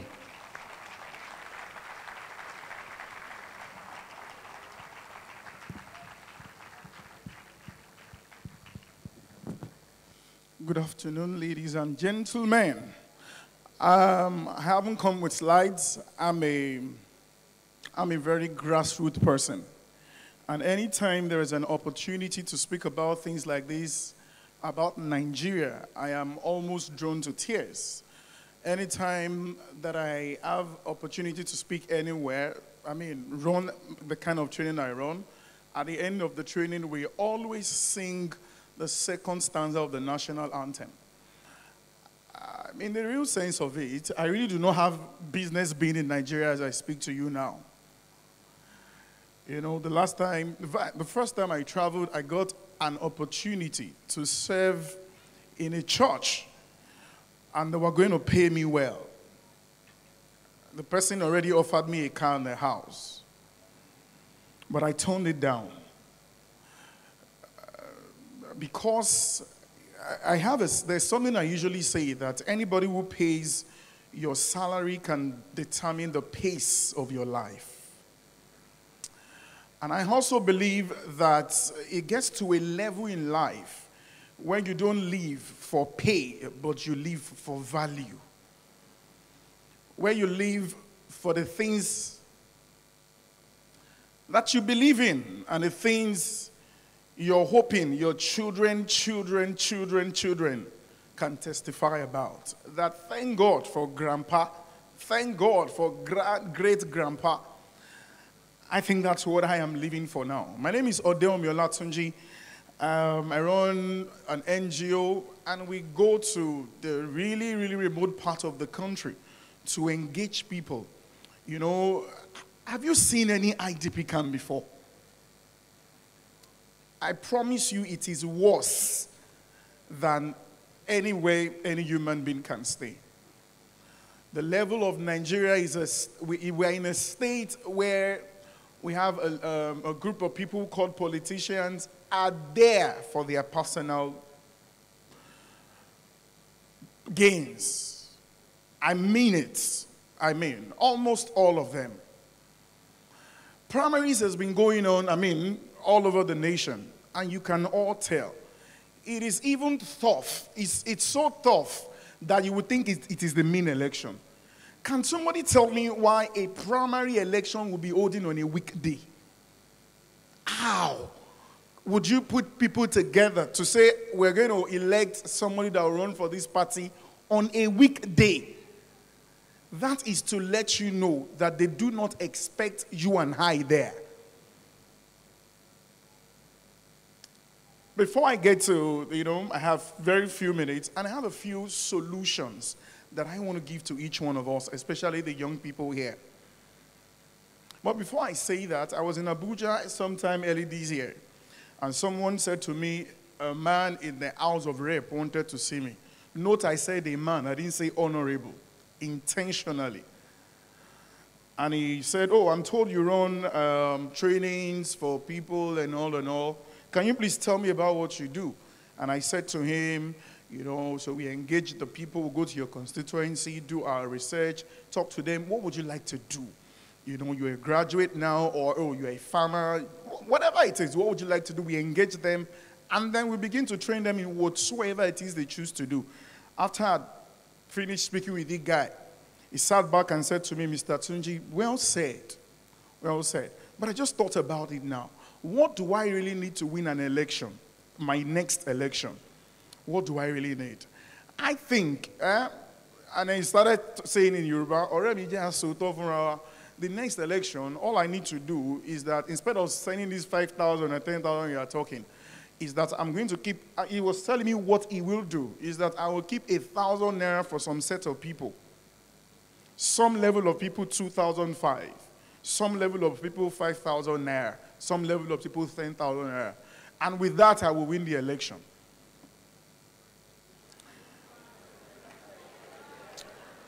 So, can I tell you the truth? That there is an intentional act from these people that we call leaders to keep the people poor. Is intentional. The man said to me, Ente bin palomandi bo Nigeria. It is only the hungry people who vote in Nigeria. It is only people who need something to eat that vote. The people who work in the bank, the people who earn a proper salary don't vote. You won't see them. So these people who vote for me, who would come out primaries and come out during election day, if we empower them now and they start to work and they are busy. On election day, we will not see them. So don't worry about your training. Don't worry. The person that introduced you did a good job, but don't worry, I'm not sure I want to train them. Okay, I'll just keeping what it is I would share during the election period. And this is our majority of our politicians. This is their strategy, and this is how they think. As far as I'm concerned, I have lost hope in politicians. My only hope for a better country is God and myself. Okay? You know why? In fact, let's think about it. To contest any political office in Nigeria, you have to be a multi-millionaire.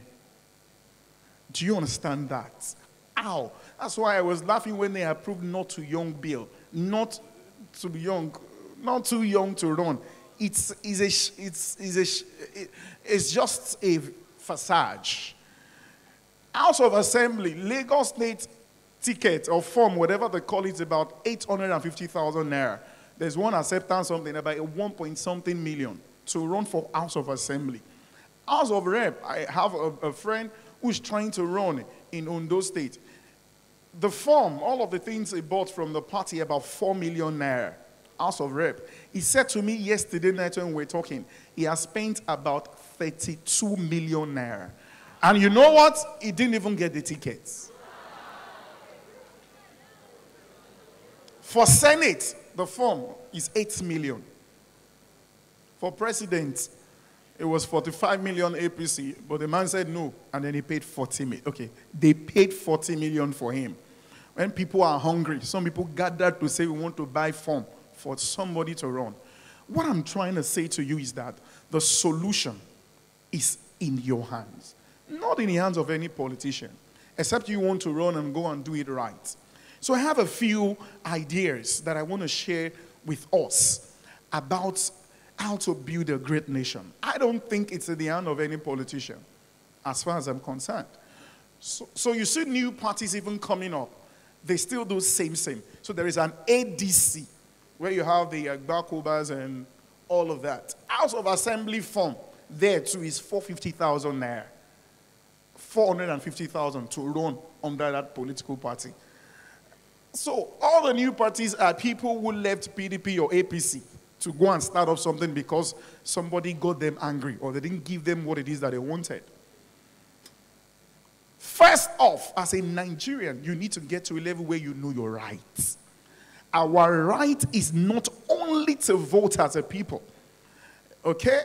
It's not only to vote. Yes, we should vote. But from now onwards, sir, go and start looking for the right people with the right intention, with the right integrity and right values. And support them.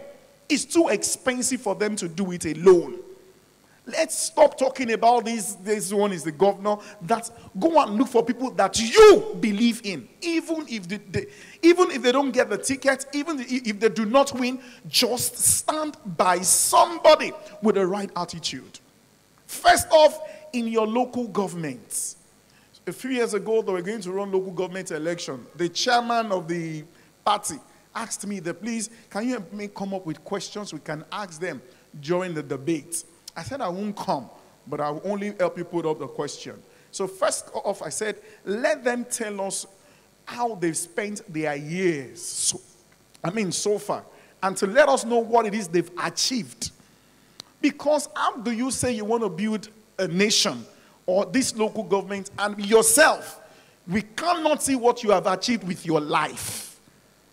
To say these are the things I've been able to achieve in the 40 years of my life. So give me an opportunity to serve you so I can bring these developments that I've done with my life to the people and to the community. Question number one. Number two, I said the blind do not lead people who can see. What edge do you have over us? Over everybody seated here? Why should it be you and not any other person? The third question, what have you done before this office? I don't think you need an office to be productive in your community, in your state, or in your country. Okay? You can be productive. The office should help you do more. So don't come and tell me, when I become your counselor, when I become the chairman local government, I will know. Tell me what you have been doing. And when you get there, you'll be able to do more. Those are the people I think we need to begin to look for. Anyway, I went there and none of them was able to answer the question correctly. I said, first off, know your right. In knowing your rights, go and know people with the right value, integrity, and start to support them. It doesn't matter what party they belong to. Number two, learn about local issues. A lot of us, we know so much about American politics, about Macron, how he became president at age 39. It's cliche, but we don't know anything about our own local politics. And that's why Nigeria is the way it is. A lot of us are selfish. We are only thinking about ourselves. I am okay. I live in a proper house. I don't care what is happening to my neighbor. From now onwards, let us begin to know. Make it an intentional thing to find out what is going on. Who is running for the next office of a councillor in this, my ward? Who is going to be the next chairman? Add your quota to it. Okay, let's not just leave it to the local people. You know, in my family house where I usually vote in the area, during the last election, they were sharing a plate of rice and Coke. Say, sharing PVC in that. When you show the PVC, oh yeah, rice, APC lonika fun you. It is a PDP lonika fun. They were saying things like that. Okay, thank you. You know, when they enter, we will not see anything. This is my own, let me just get it now. Some people is 1,000, some people is 500 naira. You know, until you and I get angry and get concerned about these things, it may not stop. What about you as a person decide that, you know what, every month I'm going to give a bag of rice to 5 people in my neighborhood and help stop this hunger thing? Okay? Number 3, speak out. When you see things that are not right, let us not be quiet about it. Speak out about it. Engage like minds in your neighborhood and say, how do we put an end to these shenanigans happening around us? Number 4, network a right mind. Of course, look for people who are thinking like you, who have integrity and right out like you. Partner with them and do something meaningful in your community. Let's start with community. Let's not, you want to bring about a change to the nation. What have you done on your own streets? So somebody came to me and said, my street is too dirty. The chairman is not doing anything. I said, can you just be the chairman of that street? Clean it up. Anything you complain about, anything you are not pleased with, I believe God in his own way has put a solution of that thing in you. If you're not comfortable that your area or your street is always dirty, why don't you be the cleaner? You never know what it is God is going to bring out of it. You are complaining there are children begging for food all around. Why don't you be the bridge to help them stop that begging? The next one, use your creativity. Use your skill. Use the talent that you have to help people. Every Nigerian is skillful in a way. And anything and everything you know how to do is something that somebody out there needs. There is somebody that needs the way you sing. There is somebody that needs the way you cook your food. Anything you are able to do can be a tool to bringing about a change to Nigeria. Okay? Anything you know how to do at all. Be an inspiration to somebody. The last one, be the change that you want to see. Whatever you are tired of, okay, try to be the change. I was searching through, of course, we all know, like I said, it's an intentional thing to keep the people poor. It's an intentional thing, I believe, to keep the people uneducated. Because not funding education means you don't want the people to be educated. Do you understand what I'm saying? A mother not cooking for the children means you want them to go hungry. Simple. I did a research on the illiteracy level of Nigeria. Just Africa alone. Our education is rated number 18 in Africa. 18. You know number one? Number one is Zimbabwe with 90.7 illiteracy rates. Zimbabwe. I'm not sure they're up to Lagos in number. Equatorial Guinea is number 2 with 87%. South Africa, Kenya, and our Nigeria, our illiteracy rate is 62%. Can you imagine Zimbabwe, number 1 in Africa? Nigeria is number 18. What I'm here to do in these few minutes that I have is to say to you, stop expecting help from anywhere. Look within and bring out the help. The little resources that you have is the help that somebody needs. Okay? The little thing that you know how to do is what somebody needs to move from the level that they are to where they really need to be. 3 things that I also want to leave with every young person here. In the next 5 years, there's a survey that says that agriculture will be bringing about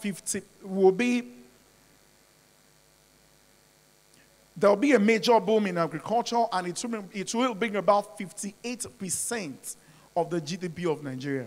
58% agriculture. So if you're a wise person now, if you have any idea in that, or you don't, start to think about going into it.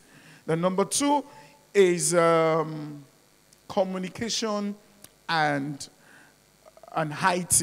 It will bring 38%. Start to strategize and put yourself in places that matters.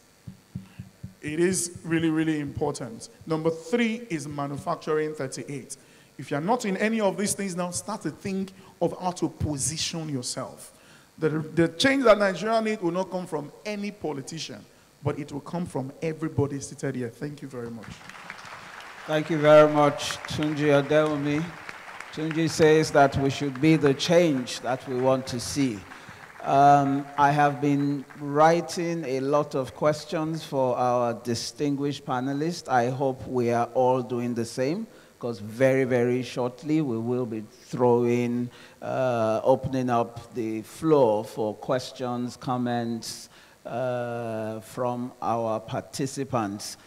Without further ado, distinguished ladies and gentlemen, I'd like to invite Mrs. Toyosi Akerele-Ogunsiji to please address us. You can use here or put your hands together as she makes her way to the podium. Don't stop clapping, don't stop clapping, don't stop clapping. Thank you very much.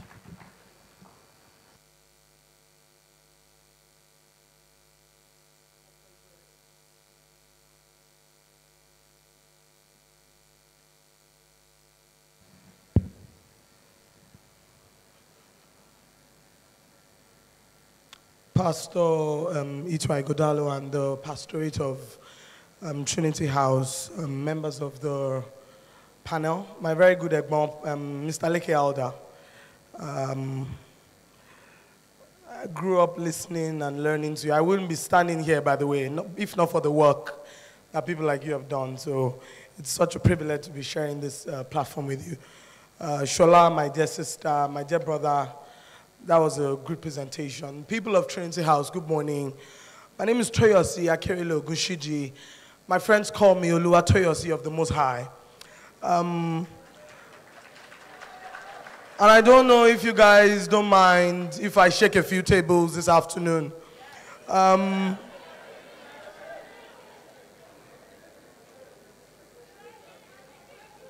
mean, the tables are broken anyway, so...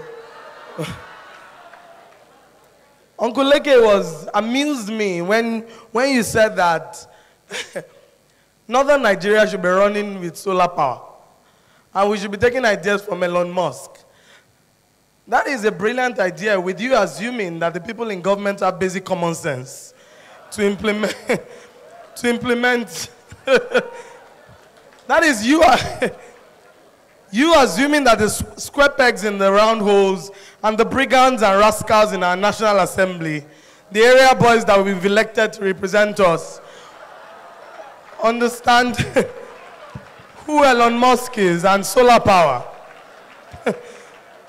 Overrating people that are comfortable in their dysfunction. My name is Toyo Zakrele. Don't wait for me at the bus stop. Na joke a day. You know, the theme of this program says the yearnings of a nation. And when I received the letter, the first question I asked myself is, are we a nation? Are we a nation when the principles of equality elude us as a people? When the people that work don't have anything to show for the work they do, but the criminals are the ones who get chieftaincy titles and doctorate degrees? Are we a nation when Oxfam said in May 2007 that the wealth of 5 of the richest people in Nigeria, equated at about 29.9 billion, is equal to the amount of money you need to erase poverty out of Nigeria to feed 112 million people? That money is in the hands of just 5 people. Are we a nation when the richest man out of Africa comes from this country, but the highest number of poor people in the world also come from this country? Are we a nation? Reminds me of a joke that I heard the other day. When a small boy asked his father, what's the meaning of politics? And his father said, politics means I'm the one who works for the money, so I'm the capitalist. Your mother who keeps the money is the government. And your baby brother is the future. And your nanny who looks after you at home is the working class. So the father asked the son if he understood what he was saying, and the son said, well, basic understanding. So that night, everybody went to sleep and the baby started to cry. And the little boy woke up and saw that his baby brother had pooed in his entire diaper. Went to wake up the mom, tried to go and get the mom to stay awake. The mother was sleeping. Went to look for the nanny to come and change the baby's diaper. Found the father having an affair with the nanny. And then went back to the baby, saw the baby crying, and decided that there was nothing he could do, so he went back to sleep. So the next morning,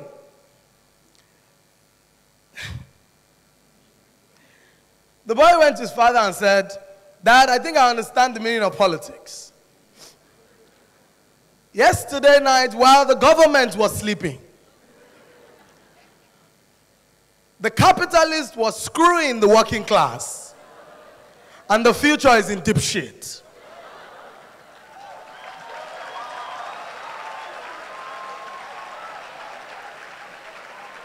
Did you get my joke? You got the message. That is exactly how Nigeria is working. Nigeria is working for a few people, it's not working for the rest of us. And this country is what I often like to describe as a criminal enterprise.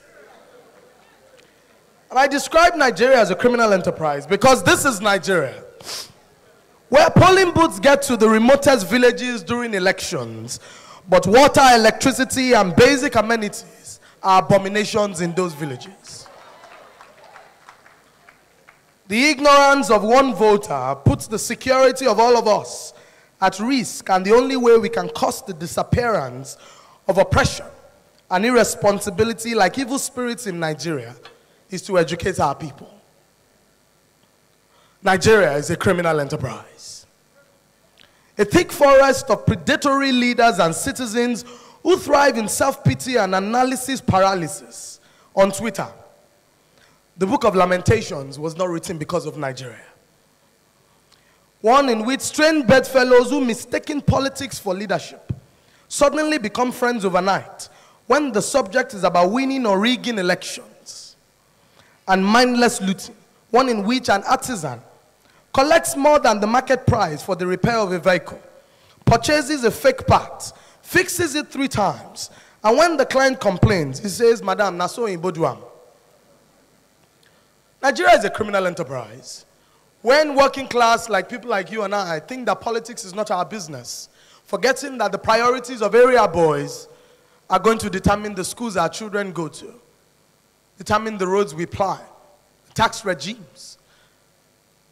That the politicians don't care about you and I, but the decisions of how our country would evolve is in their hands. Nigeria is a criminal enterprise. Just because we run an economic model that I describe as chop by chop, in the Federal Republic of turn by turn, where we operate remote control democracy. One person wakes up in the morning, presses our button, and all of us decide that we're going to change our governor in the most cosmopolitan city of Nigeria. A country where pizza delivery is faster than our police rapid response service. Where Yahoo boys and fraudsters have brighter futures than those of hardworking young people who go through tertiary institutions only to graduate into non-existent labor market. That is after lecturers have asked their female students for 5 rounds of knacking. Some people even call it mekwe. So you don't just deploy brain activity in Nigeria. The collapsed value system of our nation state also ensures that girls pay for everything with their bodies. The youth, many of whom are already on a codeine diet, because we live in a society where drug barons and scoundrels are honored with chieftaincy titles and doctorate degrees with very little recognition or attention given to people who do decent work with a dedicated sense of industry. The girls are now slay queens, and boys are now gigolos of sugar mummies who don't mind STDs, formerly known as sexually transmitted diseases, now known as sexually transmitted destinies. A nation where public agencies saddled with the responsibilities of service to citizens are tossed like coins and pawns in the hands of an exploitative elite that hold the reins of power and above the law simply because they have deep pockets. Money made at the expense of the rest of us. So the rich people of Nigeria are not necessarily rich because they work hard. They're rich because they're close to people in government. They're rich because they go and pay people in National Assembly to influence monopolistic policies so that only them operate within spaces. They become so wealthy and then chase us off the roads with sirens when we walk on the street, and we hail them, and when they walk into this room, all of us stupidly and foolishly rise, giving standing ovations, singing national anthems to a governor who's done absolutely nothing for any and all of our money in 4 years.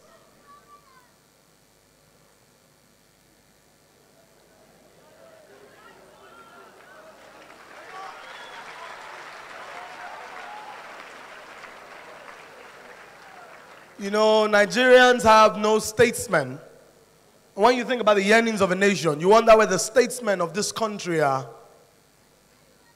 We're bedeviled by politicians.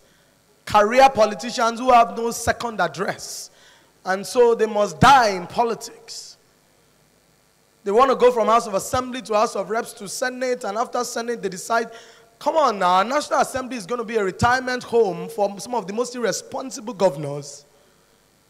And all of us, see, great countries don't organize these seminars. They're busy on the roads in industrialization and manufacturing. Nigeria's problem is the people of Nigeria. Because we allow our leaders so much leeway. We allow them to trample on us so much. I remember speaking at the Obafemi Awolowo Foundation event in March in Ikene. And the governor was sitting on the front row at that program, and I had told the young people in the audience that we needed to demand a certain level of mandatory accountability from our leaders. And so, when I hire someone, I don't over-patronize the person. So I hired the governor of my state, because if I didn't vote, he wouldn't be there. And even if I didn't vote, some people voted for him. However, I don't see the reason why people should be giving standing ovations and national anthems when our governor's coming. After I finished speaking, the young people were so fired up. And a 17-year-old boy from University of Ibadan came during the question and answer session and said, Your Excellency, Governor so-so and so, I don't want you guys to go and troll the governor on Twitter, so I want to leave. I'm not going to tell you his name. But the young man asked the governor and said, well, you've been here making these fine speeches, and I enjoyed your grammar, but you haven't paid salaries for 8 months. And my mother works in the civil service, and I want to know what you do with that money. I've never seen a grown man sweat in the middle of his ties. Grown man, His Excellency, spent 45 minutes answering questions, explaining what he used the money for, wanting to see that young man again. Because when you ask questions as citizens, you will get answers. Because I know that there are offices of the House of Assembly members and governors and presidents, but there's one office that is greater than those offices, and it's the office of the citizen. In the United States, when President Trump pulled out of the Paris Climate Change Agreement, Michael Bloomberg, former mayor of New York, and founder of Bloomberg TV and Bloomberg Philanthropies, said America made a commitment, and as an American, if the government is not going to do it, then we all have a responsibility. Michael Bloomberg went ahead and paid $4.5 million, which was the amount due by America on behalf of his country, saying, I'm able to do it. So yes, I'm going to do it and send them a check for the monies that America has promised to pay the organization, as if it came from the federal government. Here, filthy rich, corrupt rich Nigerians chase us off the streets with sirens, send their children to school abroad, who, when they return, are placed in all the juicy job positions with the rest of us remaining unemployed after school. So simple, a lot of young Nigerians have become statistics, unemployment rates. That's how they describe us. And so when you talk about the earnings of a nation, you wonder, are we truly a nation, or we're simply cohabiting as a people? The rich men and women of our country are thoughtless and shallow, and they are so poor, all they have is money.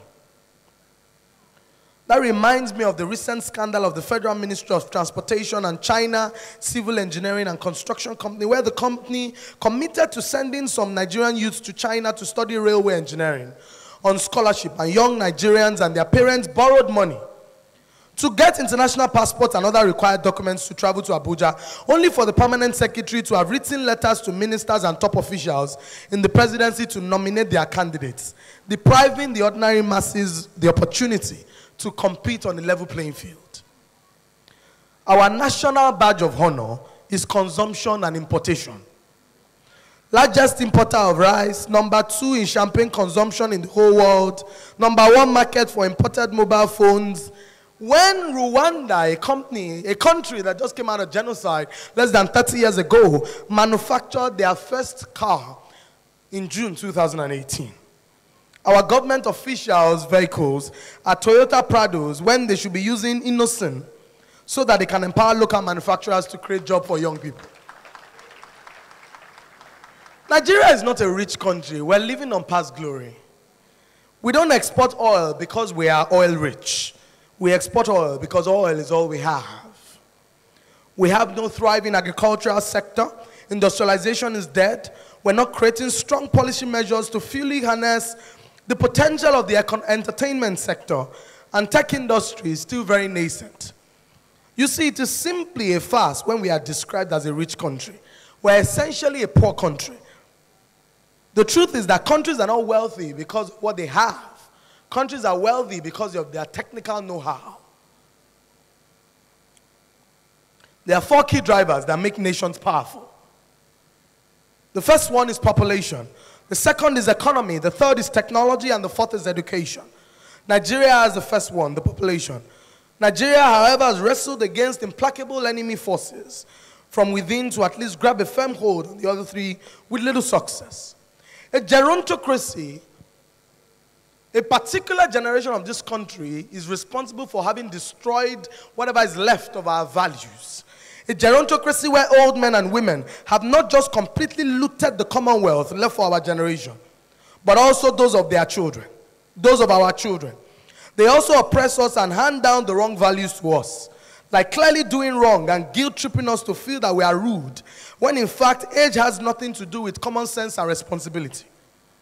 When they arrive at 8 p.m. for an event that started at 4 p.m., but we, the youth, still have to sit at the back while they sit on the front rows that are reserved for our gray-haired latecomers. We're not even supposed to speak against thieves because our culture has an unwritten law that we must respect old wise men.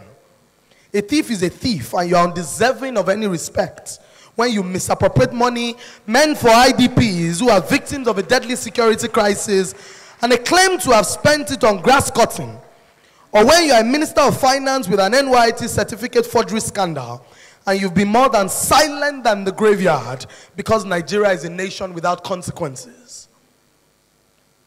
In Singapore, the Minister of Development connived with 2 architects that he gave contracts to receive bribe. And when the Prime Minister Lee Kuan Yew found out the minister committed suicide, he did not resign, he committed suicide. Read my lips, he did not resign, he committed suicide. He said that he would rather die than face the consequences of what he's done.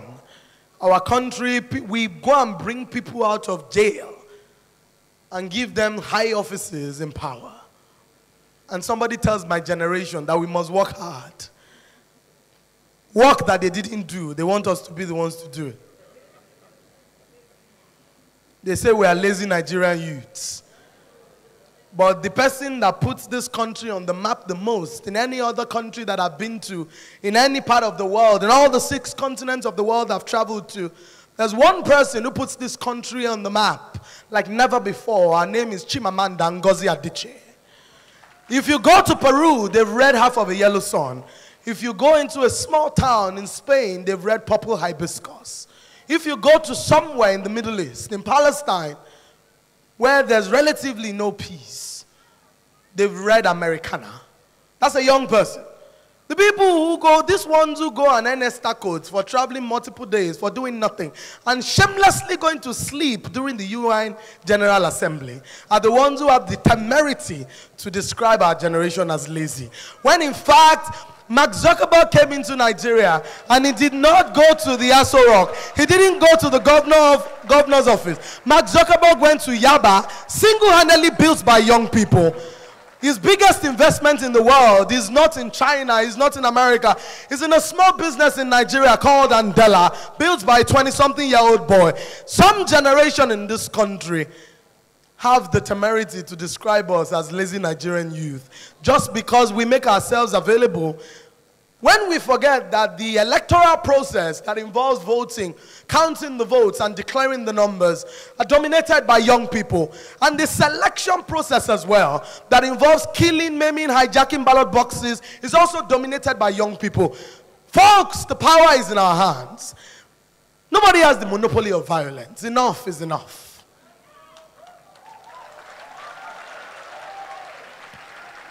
Google just set up the first artificial intelligence center in Ghana, and part of the reasons given by Jeff Dean, team lead for Google Brain, was that in the end we chose Accra because of a strong ecosystem of local universities and its proximity to a branch of the African Institute of Mathematical Sciences and our experience in the country. Ghana also has a pool of young talent from its public universities and newer centers like the computer science program at the highly regarded private institution Ashesi University. This is the church, but let us say it the way it is. There's no reason why churches are the ones who build universities from tithe-paying congregation members when the children of those members cannot attend those universities.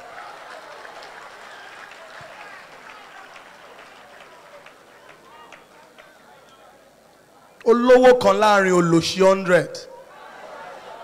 Olòṣì ló ń fúnra ẹ̀. Èmi kọ́ mo sọ o, òwe àbáláyé ni o. In other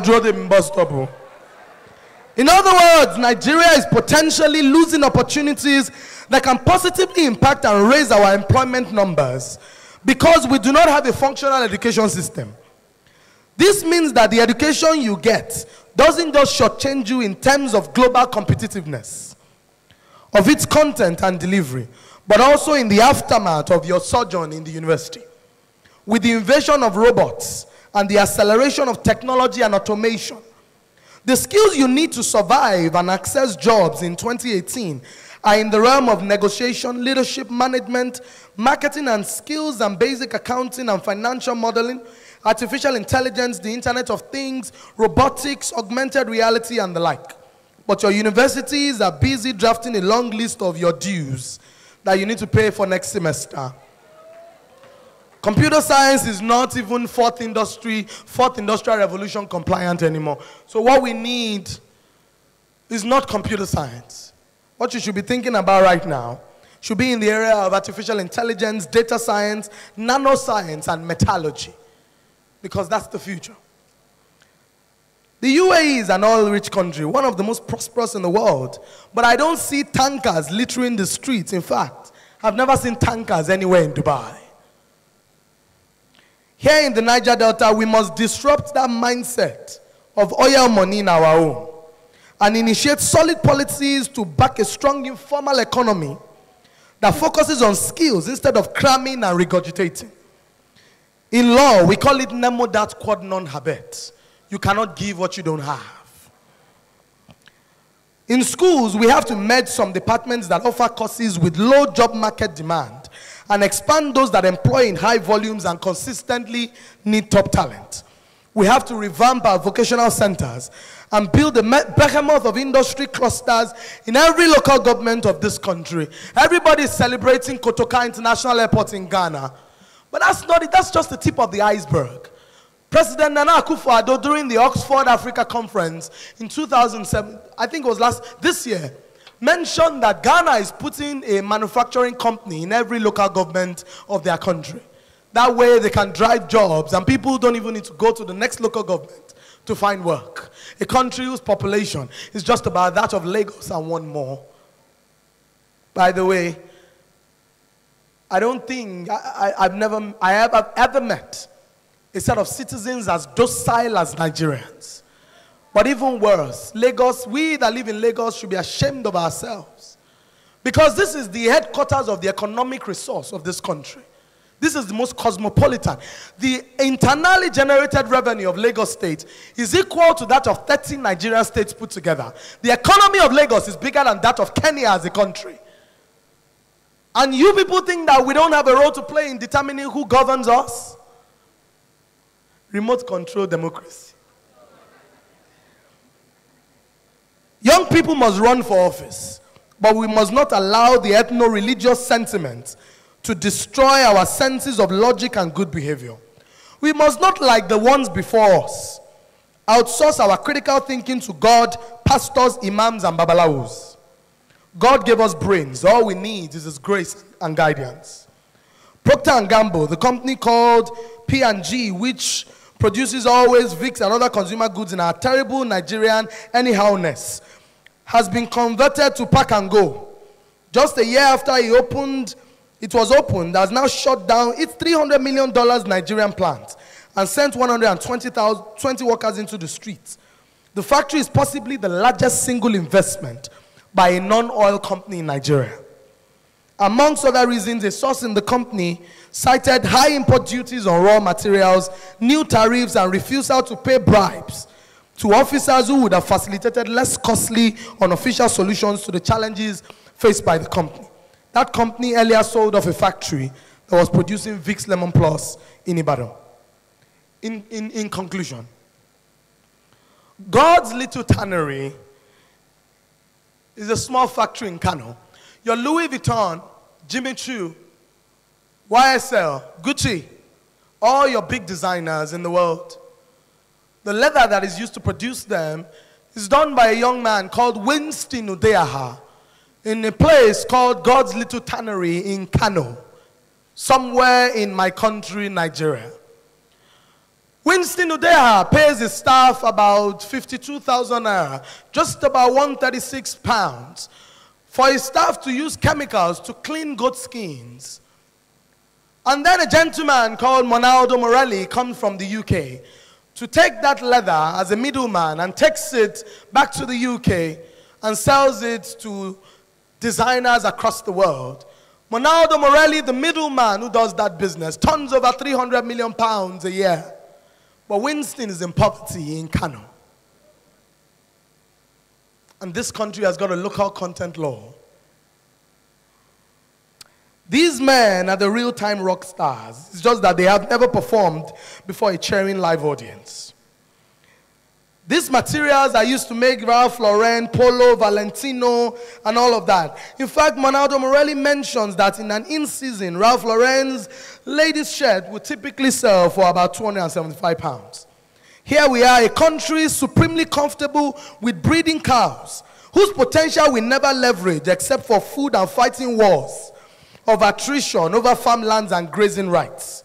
While those who would rather apply common sense at every turn, export our cows, process them into corned beef and luxury goods, and then import this back into our country as premium products only affordable to the upper middle income class. This is why government is important. Taxes that impede the growth of our small businesses, roads that are death traps, rivers that have become poisonous because of oil spillage. Singapore has also long paid attention to entrepreneurship. No worries, I'm almost done. Singapore has also paid long attention to entrepreneurship and innovation. And one is not surprised that today, that country of just 5 million people that was in a mess in the early 1950s has a 93.7 literacy rate, is one of the top 5 least corrupt countries in the world, has a mobile use penetration rate of 142%, unemployment rate of 2%, a relatively well-paid civil service, and a remarkable high productivity of labor.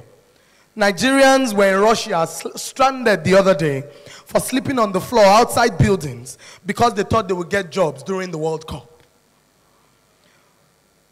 Voters in Ekiti sold their democracy and their dividends and their rights for 1,000 naira per year by collecting 4,000 naira for their PVCs for 4 years of democracy. When somebody has given you 4,000 naira, what does he owe you when he gets back to office? The first thing he does is to try to recoup the money that he spent paying you back into the places where he got it. That's why he has to settle all his friends who brought the 4,000 naira that he shared to all of you. Lastly, I see our not too young to run, and I see so many young people running for office. Our youth don't simply qualify for leadership. We don't simply want to replace all the responsible leaders with young, irresponsible leaders. We must ask questions around the competence, capacity, and character of Nigeria's next generation of politicians. Women in politics. I don't know how a country wants to function with only 50% of its capacity just because you choose to run without the most important demography of our population. But they are so quick to tell us that the women who worked in office, that the few women who went into government stole money and did a few things that were unbecoming. And I always tell them that for every one woman who stole in office, 1,000 men stole before her.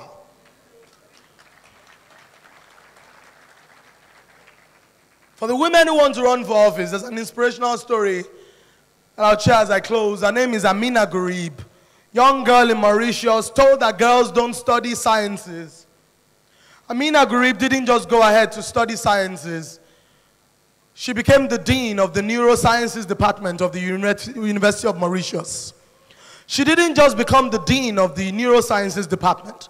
She became the vice chancellor of the University of Mauritius. She didn't just become the vice chancellor of the University of Mauritius. She became the first female president of Mauritius. A girl that was told that girls don't study sciences. Fellow Nigerians, 2019 presents a golden choice for us to go back into the past or look bright into the future. I don't know what candidates the other party is going to produce. And I don't even know what the plans of the current party would be. However, what I know is that whoever wins and becomes president in Nigeria is not even the problem. The problem is you, citizens, who forget that your local government chairman is collecting allocation of 250 million naira a month, but continue to focus on the federal government without asking your councillors and local government chairmen questions, without asking your governors questions.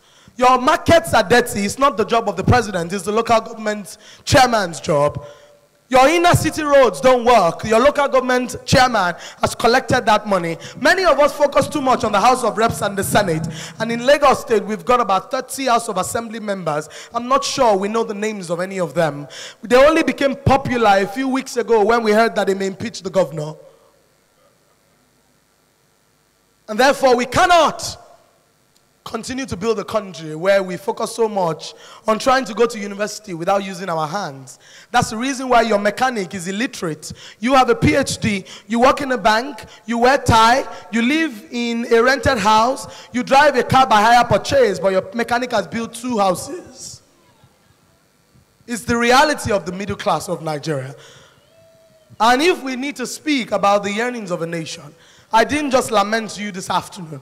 I told you what I think that the solutions are. And I'm going to close by saying that no be stone, na beans, one day it go done. I thank you very much. Put your hands together. Don't stop clapping. Put your hands together. Don't stop clapping. Yes, yes, yes. Seriously, thank you. Thank you. Keep clapping for her. Mayo, before you say something, I just want to crack a small joke. Seriously, while you are talking, I think somebody made a call. Hello? Is that Mr. Ogunsiji? Come talk to your wife. You are not engaging her enough in the kitchen and the other room.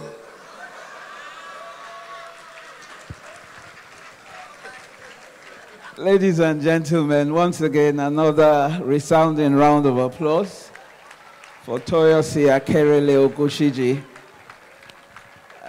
Fortunately for all of us, the next speaker today will be Pastor Itwa himself. Toyosi has asked a lot of questions. Are we a nation? What makes a nation? She described Nigeria as a criminal enterprise. So I am very happy I am not the next speaker. Because the next speaker now has to put all of this into context, because there is a physical, there is an intellectual, and there is a spiritual dimension to every individual. So Pastor, in a few minutes, tie this up, then we'll do question and answers.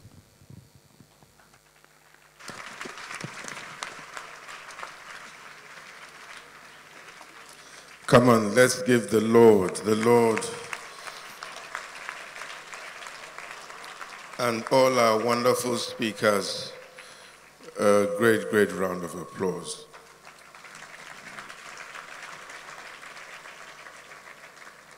I sincerely hope that all of us would take something away here, not just be listeners only, but also, by God's grace, be doers of what we have heard. What I like the most about most people who have spoken today is that they have tried to give a few very, very practical things that we need to do in Nigeria as a people, as a person, and as a nation. I want to say that it's not going to be easy. It's not going to be easy because change is never truly easy. And we have gotten almost to the bottom in Nigeria, and we need to rise up to the top. I'll tell you two quick stories, and then I'll give my own idea of what I think we need to do. Because if we don't do certain things will not be done. And a lot of us will just keep speaking, and we will not be able to have our own place in the sun. The first story happened just about 2 or 3 weeks ago. My sister and I, and she's here, were returning from Okeigbo, my maternal homestead, when we stopped by a petrol station to buy fuel. And in that petrol station, there were about 3 or 4 people selling plantain chips. And one of them was a woman, maybe about my age, or maybe about my sister's age. I can't quite remember. I'm not so sure anymore. She might even have been younger. But then maybe poverty had aged her a little bit faster. And she had this bowl of plantain chips. And she was pushing it almost in my face that I should please try and buy. And the usual middle, upper class irritation swelled up in me.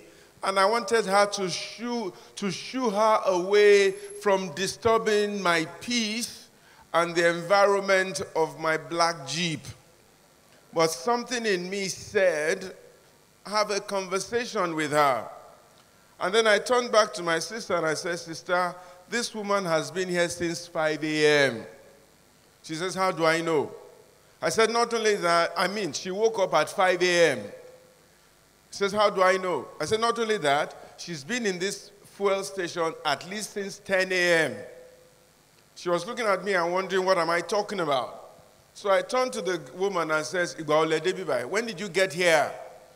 She says, I said, when did you wake up this morning?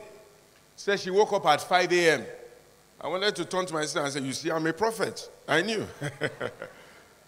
Then I asked her, when did you get here? She said she got here at 8 a.m. I said, you've been here since 8 a.m.? She said, yes. And this was about 5 p.m. at this time. Then I looked at her and said, how much have you sold of all these things that you are carrying? She says, nothing. Nothing whatsoever. She woke up at 5 a.m. She got there at 8 a.m. And for the past almost 12 hours, she has sold nothing. I said, how many children do you have? She says, he has 2. I said, I hope they are going to school. She says, well, they are trying. Then I looked at her and said, what is the value of all this thing on your head that you are trying to sell? She said, 2,400 naira. This woman woke up at 5 a.m. to spend the rest of her day selling 2,400 naira. I said, is this what you do every day? She says, I can only come here 3 days a week because they ration how I make money. I said, your whole merchandise is 2,400 naira and you woke up at 5 a.m. I said, Olu, give her 3,000. Let her go home. As soon as I said that, all the others rushed me. I said, okay, Olu, hang on. Give them 1,000. You know, you cannot tie that woman's suffering to your politician in Aso Rock's wealth. His corruption, his stealing of your money, he's making it impossible for you to do things that you need to do. He's making it difficult for Nigeria to be what it needs to be. How can a woman be working for 200 or 400 nairas profit every day? And she treks from wherever she is to this place at the outskirts of Ijebu land to come and sell goods worth 2,400 naira. I'll tell you the next story. I was pastor in charge of Christ Church at the time. And one of the people involved in that story is right here in this room. And I don't want to upset her, but I need to tell this story. I was sitting in the office around 6 p.m. in Christ Church, or 7, when they rushed me and said one of my girls, a young girl about 14 years old at the time, was critically ill and not responding to treatment. So I called my PA, I think it was Azim or Tunde. I said, let's go to wherever they are. They took me to a hospital in Antoni, and the mother was there with the girl, crying, not knowing what to do. I said, the girl is not responding to treatment. Did I say something wrong?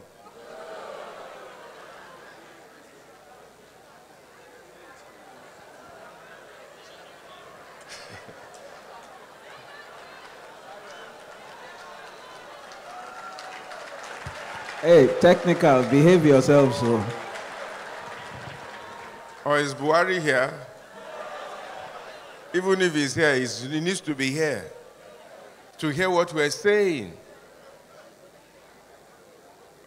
You know, one of the speakers has drawn out an agenda, 11 points of the kind of president that we have. I put a 12 points there. But maybe if he has time, he will tell you his 11 points of the kind of president that we want. If your president does not suit that job description, don't vote for him. Don't vote for him. We don't want an illiterate in Aso Rock. We don't want an illiterate in any part of governance in Nigeria. We don't want somebody who is not passionate about Nigeria. We don't want somebody who cannot see the future. We don't want somebody who doesn't have the energy to run the country. We don't want somebody who is not concerned whether you eat or you don't eat. We don't want somebody flying around in siren cars when people are staying in petrol stations with 2,400 naira worth of wares. It takes sacrifice to turn a nation around. I'll tell you a third story, but let me finish this one. So I rushed to this hospital, and you know, when you're a pastor, they think you can do anything. Pastor prayed, pastor began to pray. For one reason or the other, God did not respond. Then we said, let us carry her to a teaching hospital in Nigeria. We got to that teaching hospital around 10 p.m. or 11 p.m. The emergency ward. The reason why they responded to us was because I go to that hospital a lot and they knew me. But there was only one doctor there and 3 or 4 unconcerned nurses. There were about 8 or 11 emergency cases. This one doctor, very short man, was sweating from the top of his head to the tip of his toes. He was running up and down between 8 emergency patients, looking for how to look after these people. The nurses couldn't be bothered. They were hissing, they were moving around, they were moving sluggishly. They put my daughter on a stretcher.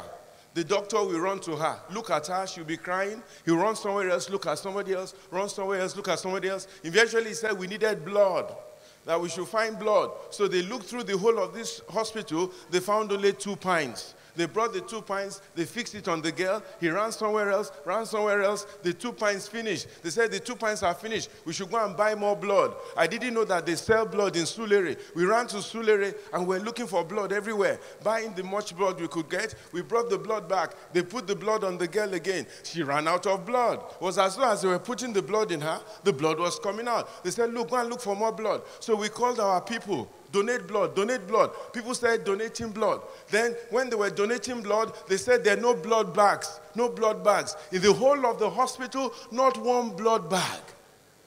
Then one nurse came, said she has blood bag. Said, where is the blood bag? He says it's under her bed in her house in Mushi.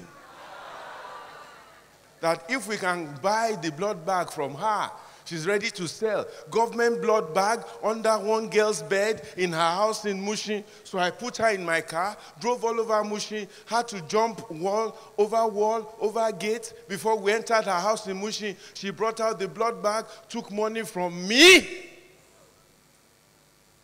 Then we went to one house. We began to draw blood from one guy. The guy is in this church right now as I speak. As we're drawing blood from him at 3 a.m., they called me and said my girl had died. I have never recovered from it because it was a totally needless death. You people cannot relate that death to somebody's $3 billion that he stole from you and myself. When our president has to go to London for medical attention, when UCH was the 8th best hospital in the Commonwealth in 1966, when Indian doctors used to come to Nigeria to train, When doctors from Jamaica used to come to Nigeria to train. Now, Nigerians don't have anything, and we are exporting what we do not have to import what we already have. It's only Nigeria that does that. My wife was ill a few years ago. We went to Harley Street. I was expecting to see Professor Davidson from the London School of Medicine. When I got there, the doctor that was going to treat my wife was called Emeka Okechukwu, who went to school at the University of Nsukka. And they said the man was too busy to see us. He spent 10 minutes with my wife and moved on to somewhere else. A Nigerian trained in Nigeria is out of Nigeria looking after non-Nigerians. There's no hospital you go to in the world, in America, in London, that the first 3-4 doctors, one of them must be Nigerian. The best, what you may call, bone surgeon in the world is a Ghanaian. He fixed hunchbacks that Oyibos are afraid to fix. The best brain surgeon, one of them, the best one in the world, is a Nigerian called Oyeshiku. The best heart surgeon in the world in New York is a Nigerian. One Nigerian who trained in Ife has double surgery degrees. He does the kidney, he does the heart. He trained at the University of Ife. And yet, no hospital in Nigeria is functioning properly. Can somebody hear what I'm saying? It's a serious problem. Then a few weeks ago, I was talking to my brother, Mr. Fola Adiola, whose daughter is here. And Fola said he came out of international affairs one day and he met a crowd of area boys running after him, asking him that he should give them money, he should give them money, he should give them money. So he got a bit irritated and said, why are you asking me for money? Am I your governor? Go and meet your governor, go and meet your leaders and ask them for money. Say, those people, they can't go and ask them, they're not going to give them. Say, why are you asking for money? Why did you vote them in? Why did you people vote these people into government? He says what the people said to him really stopped him in his tracks and made him think again. You know what they said to him? They say, Uncle Fola,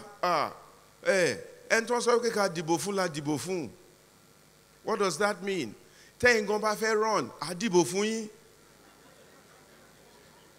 What were they? This is the remote control we're talking about. The people cannot think for themselves. Babati Sowikwe, remote control. That's what she's saying. So what is the problem with Nigeria? A high level of illiteracy. A high level of people who don't know their left from their right from their left. You can't do it in England. One day I came out of the tube, I met what you call a hobo, a homeless man, sleeping on the road in London. I said, Kilele, why is this one sleeping on the road? Let them move this guy out. If I wanted to go and talk to him, move out of this place, why are you sleeping on the road? My host warned me, he said, be careful, that man has rights. So if you talk to him anyhow, you phone police, police will arrest you. The man knows his rights, so he's just sleeping there. Don't touch him anyhow. Because the man knows what he's doing. Police can't arrest him because he has his rights. In Nigeria, you don't have a right. Nobody cares whether you have right or wrong. Nobody cares whether you go to school. Nobody cares whether you have food to eat. Nobody cares whether you have a road to drive on. Nobody cares whether you have trains to go in. Nobody cares whether you have anything. We need to have a rethink in Nigeria. And one of the things we seem to ignore sometimes are the effect of our colonial masters who still dominate a lot of our things, our thinking, and our influence because they never designed Africa to succeed. We're still under new colonialism in Nigeria, where people sit in Whitehall, people sit in Washington, people sit in New York and determine your rate of exchange and determine what happens in your country. So we Nigerians have to come together and we have to do 3 or 4 things. Number 1, we must be determined that Nigeria must change. Number 2, we must begin to look for the kind of people that fit the criteria of the people that should be leading us. Number 3, we must all get involved in this leadership question. We must get involved. we must no longer allow people who have no interest of Nigeria to be involved in Nigeria. Number 4, the level of our thinking must increase. The level of thinking of the average Nigerian. We must be educated, and we must educate ourselves, and we must insist on being educated. We must insist on it. Number 5, we must have a clear national vision. You know, everybody is complaining about China now. Even the US is complaining about China, but you cannot complain about something that you cannot beat. 40 years ago, China was poorer than poor. But over the last 40 years, they have decided that they are going to be a world power. The people decided. When I was growing up, if you have anything made in China, it was inferior. Today, it is no longer inferior. People are looking for made in China all over the world. Because the Chinese decided that this was what they were going to do. They took the technology from the West, took it back to China, copied it, become better at the things that they copied, and now begin to export that technology back to the people. The only thing we import and export in Nigeria is religion. And this is where the churches must do a new thing. Can somebody hear what I'm saying? Number 6, we must love one another. We must love one another. We don't love one another enough in this country. So turn to your neighbor and tell your neighbor, I love you. I didn't hear you. I love you. I didn't hear you. I truly, truly love you. I appreciate you. We're in this Nigeria together. Nigeria must change. Nigeria must be transformed. We stand together in unity. I will care for you. I will make sure you are okay. I will not allow any weapon formed against you to prosper. I will protect you. I will fight against those who are fighting against you. We will together look for right leaders to turn this nation around. And as a proof of my love, this is my ATM. Put your hands together for Pastor Itua Ighodalo. Distinguished ladies and gentlemen, once again, I would like to sincerely thank all of our panelists. This is, I think we have built up to the moment we've all been waiting for, which is the opportunity for us to have a dialogue, a discourse, and engagement. There are microphones all around. For those who have questions, who have written them down, please pass them to the nearest ushers. Can the ushers? Okay, so there are questions coming up.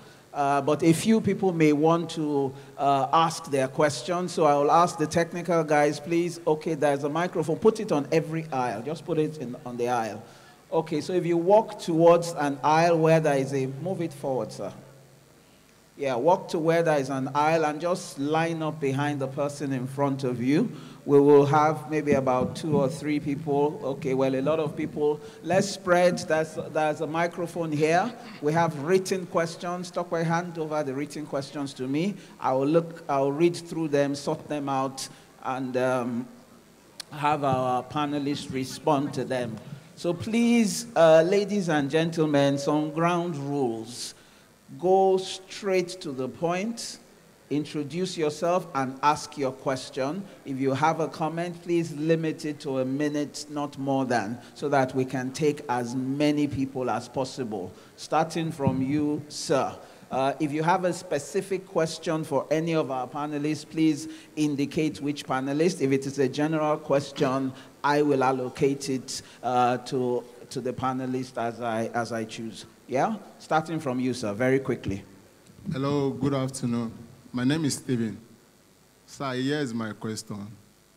Is there still hope for Nigeria?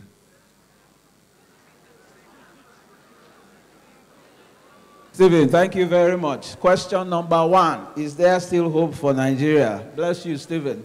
Can I have somebody from the middle aisle? Very quickly, sir. Good afternoon. My name is Oladipo Ayemo. My question is about the 2019 election. I think to my beloved sister, Toyosi, this this place now, if you look at what has happened or what is going on now in the primaries, there is so much thuggery. So what are we going to do come 2019? Because these people are not here to listen to these lectures, and they are the one these people are using. You can see what happened in the Osun State, how they carry ballot box and all of that. So what are we going to do to get rid of thuggery and money politics? Because that one plays a key role. Thank you. Thank you very much, sir. Next person, very quickly. Good afternoon, everyone. My name is Salami Damlari. I'm a member of the Nigerian Federation. I am basically here to represent the poor, the upon poor in Lagos State. I understand that politics is a very key factor in determining the fate of the poor. Not even the poor, the middle class and the rich class. But my question is, how do we build allies? Because I had been here a couple of weeks to dispatch a letter. How do we build allies to change the fate of the urban poor people in Lagos State? Thank you very much. Is church involved in this process? Thank you. Thank you very much. Thank you very much. Yeah. Good afternoon. I'm Olushola. Dr. Akinyemi spoke about character and intelligence.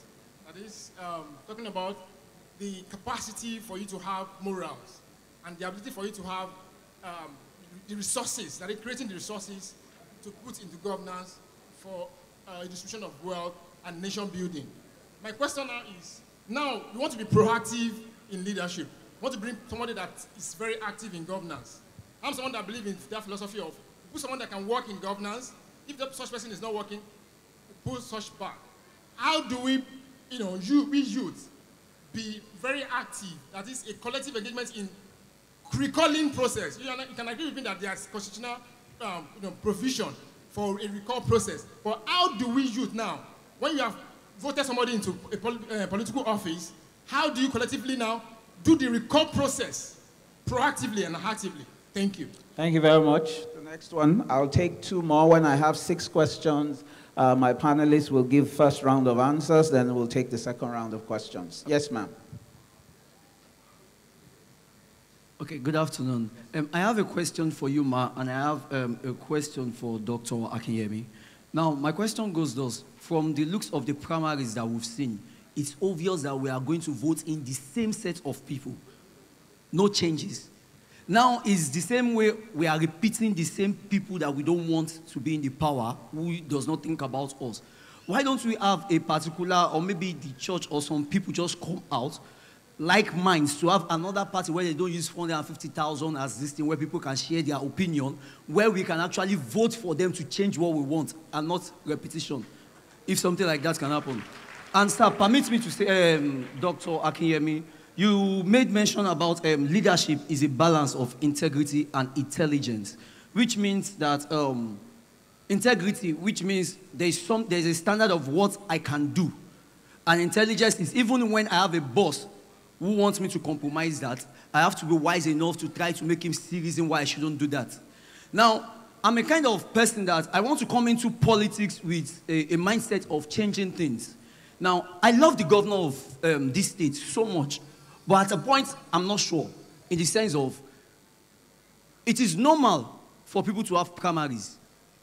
I'm not expecting you to now come out and tell the person that is insane, you as a leader, is insane. You can actually make your point. Now, at that point in time, I'm now thinking, am I actually making the right choice of this leadership or not? Sir, I need you to go straight to the point. I have, sir. Thank you very much.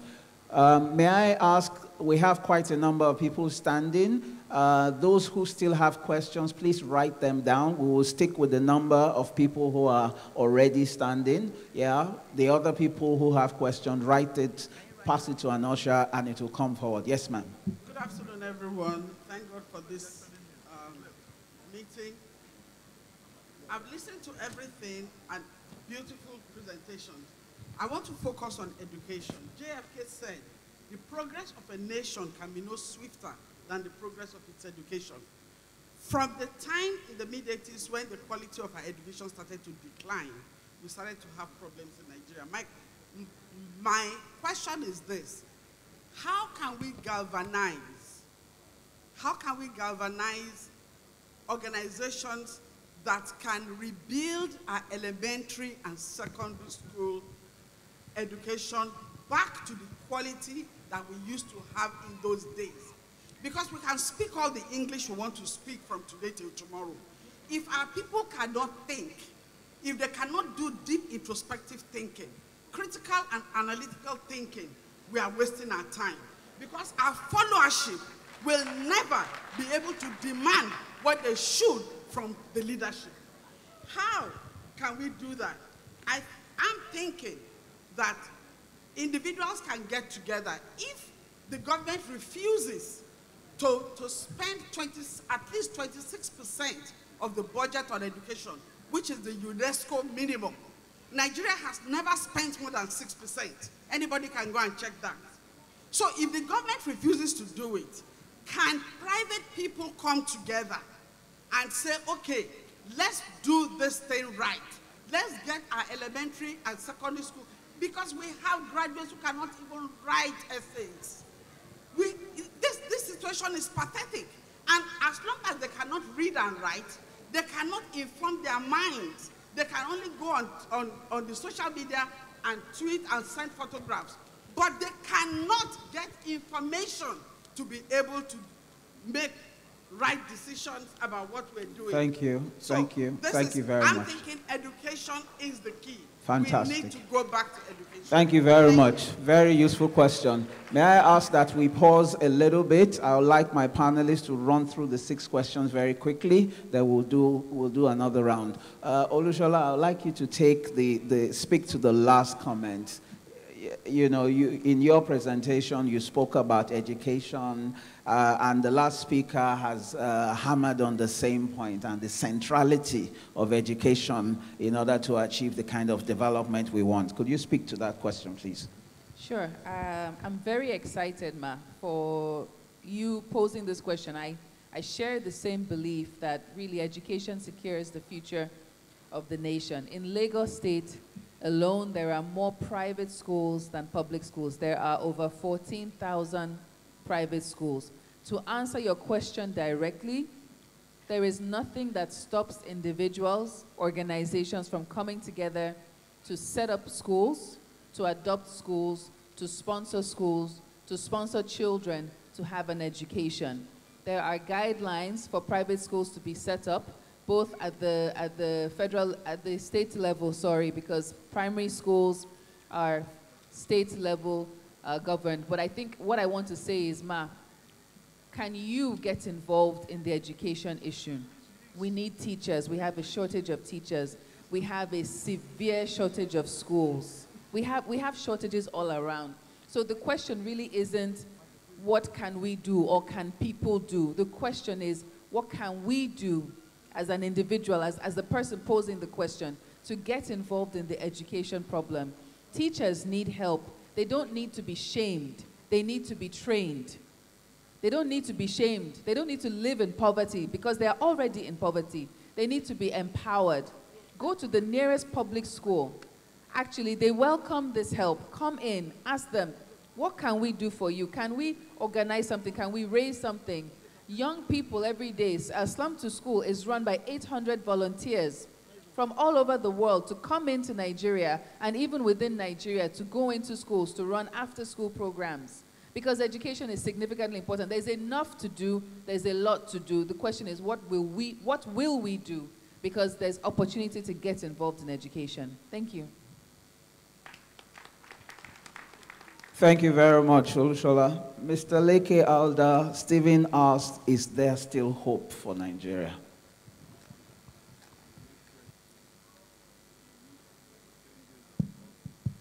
Hello. Okay. Is there still hope for Nigeria? There has to be hope for Nigeria. Because if there's no hope for Nigeria, we might as well go to the cemetery. All of us. To give up on Nigeria is to give up on your life. To give up on Nigeria is to give up on your future. And the number of people that are making the determinations that are affecting your life are less than 1,000 people. So you have 120 million people whose destinies are being determined by 1,000 people. Why will I give up on my life? I will not commit political suicide. Therefore, it behoves us to find a solution. Let me tell you what the problem often is. When we vote as tertiary voters. In other words, there are primary voters, there are secondary voters, and there are tertiary voters. The primary voters are the ones who identify the candidates. They are the ones who say this person will run for governor, this person will run for president. The secondary voters are the party people. They are the ones who endorse the candidate. And if you had watched the primaries in Lagos, you will be troubled by what you saw. You must be troubled that a group of people who have no knowledge, have no self-esteem, have no understanding of what democracy is all about, don't even understand what a PVC is. They are the ones who are determining the destinies and the future of not only your children, but your children's children. How can you give up on your life? Therefore, it becomes a challenge for you to find a solution. And the only way to find a solution is to get involved. One way or the other, get involved, whether at the street level, whether at the ward level, whether at the local level, you must get involved. The reason I'm shouting at this kind of seminar is because it's my own way of getting involved, of galvanizing you to see that your situation is not impossible. Someone cited the example of China. China has lifted more people out of poverty than the entire population of Nigeria in less than 40 years. Right before our eyes, we saw Dubai. You can argue that Dubai is a small country, but it's not about the smallness of the country. It's about the intellectual capacity of leadership.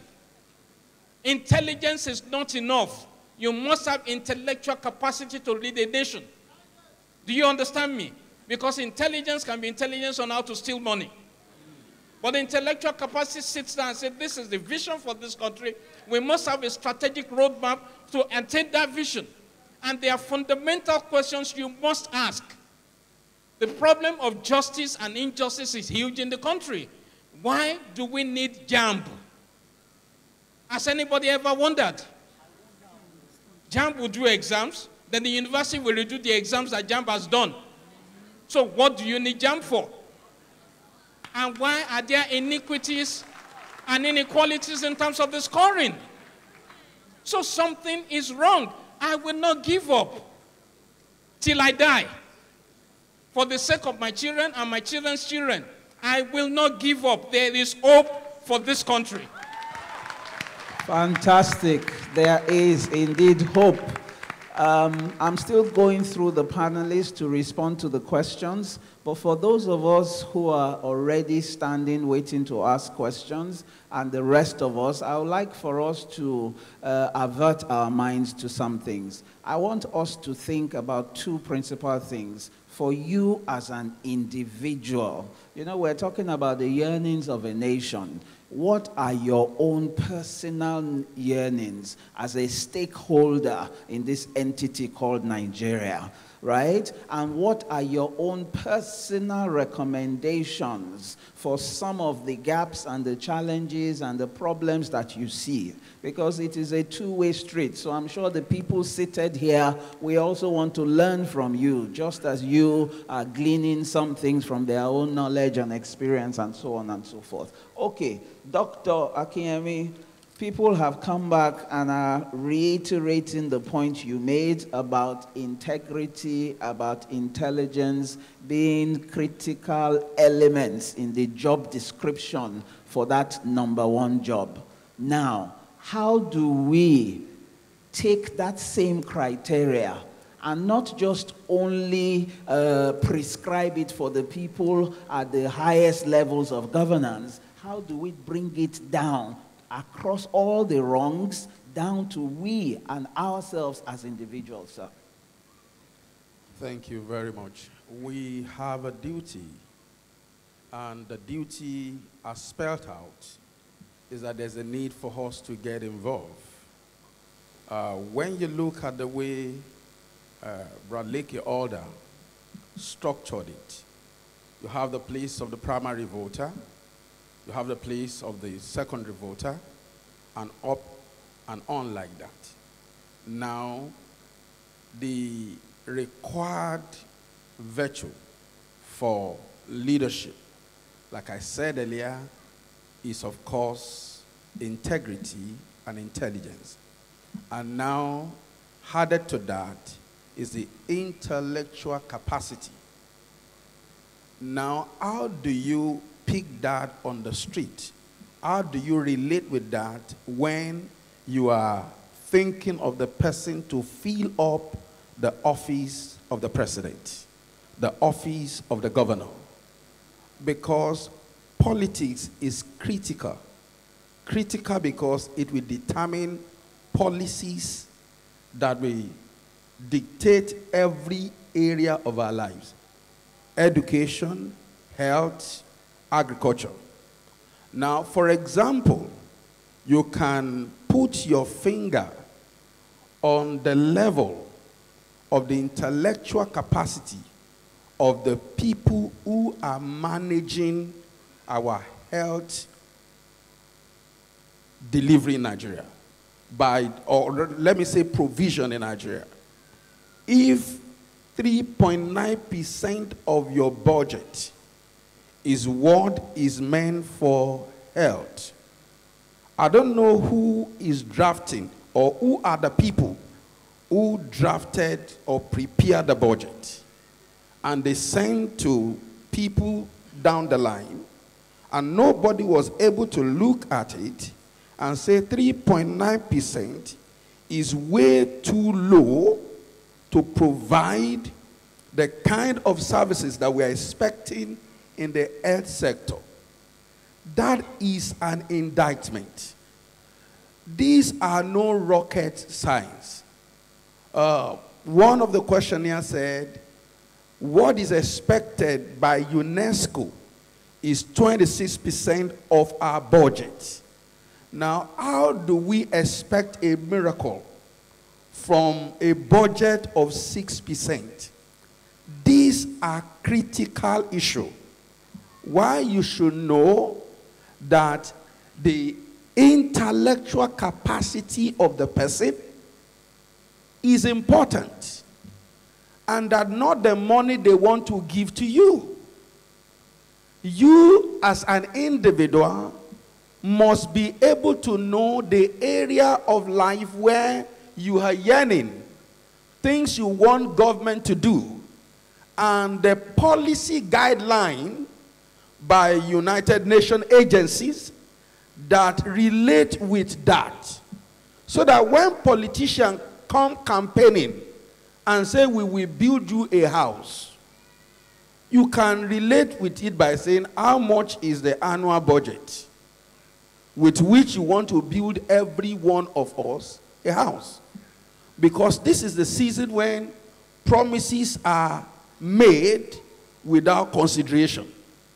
So you don't fall for the lies. You are able to know, this is my expectation and this is how it can be met. Thank you very much. Thank you very much, sir.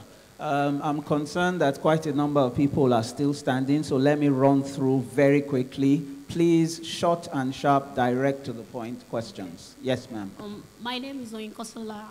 I would like to say a few comments before asking my question. I'm sorry, Oyinkosola. So that you can understand my question. Don't worry, we will understand. Just go straight to the question. There's a long queue behind you. Okay, senior pastor said that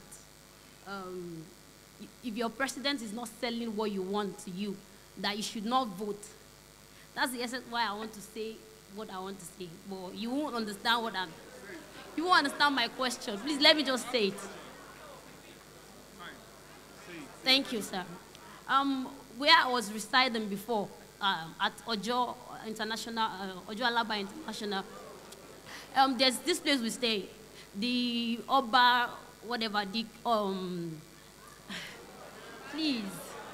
The Baba Oba there will be like, okay, everybody in this area, you are getting your voter's card.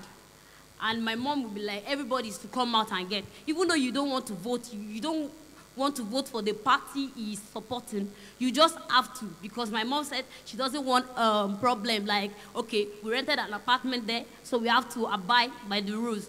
So what I'm saying in essence is, my question is, the senior pastor said you have to, that if your president is not selling what you want to you, that you should not vote for him.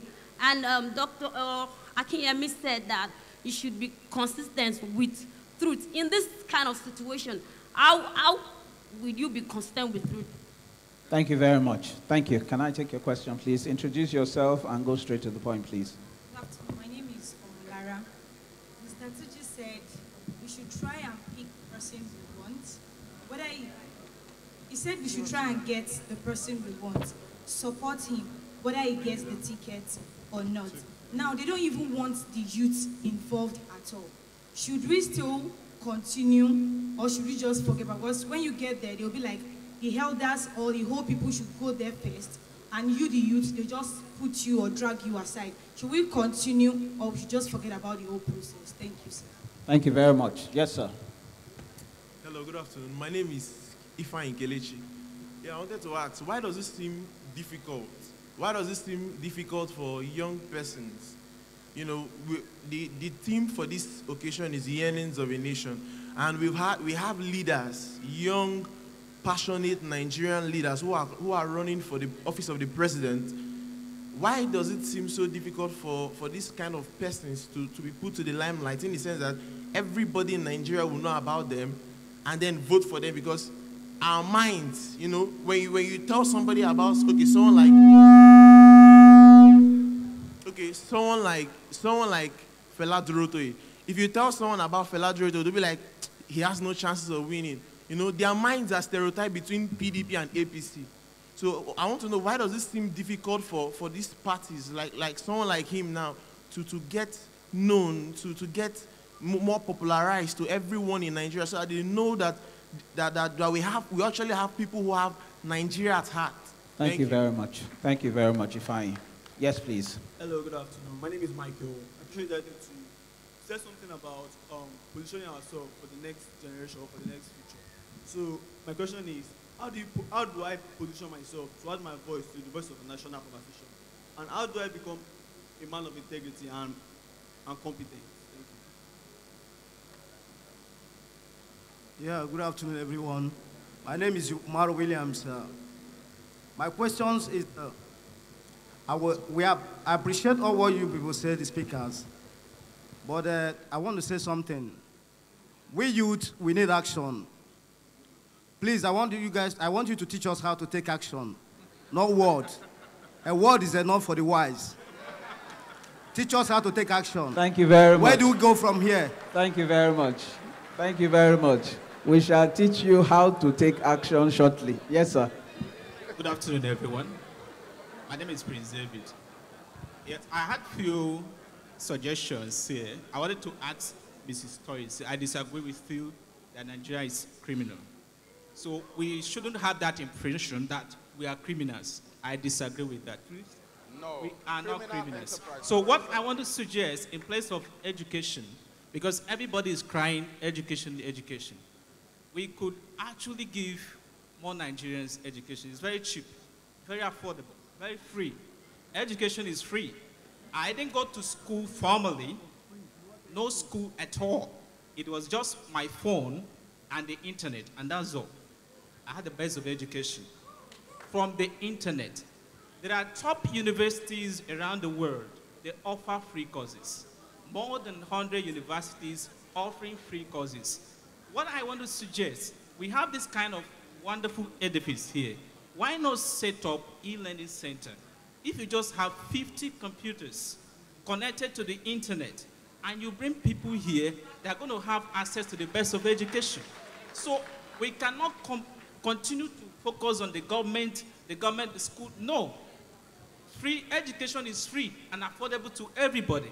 Now, when you talk of poverty. Thank you very much. Thank you. Point well made, noted. Thank you. Please, next question. Good afternoon. I really appreciate what I've learned from everyone here, the facilitators. I just want to give a comment, not a question. I believe our issue in Nigeria is not political, it's not our leaders. We're all the problem of this country. And it starts from leadership. You cannot delegate leadership as a whole to political leaders, because that's just an inconsequential aspect of leadership. So leadership starts from us, from self-leadership. It translates to servant leadership. And it's just a few that could actually make it to that political leadership. So I just want to say here that we should all do what we are doing, face our callings.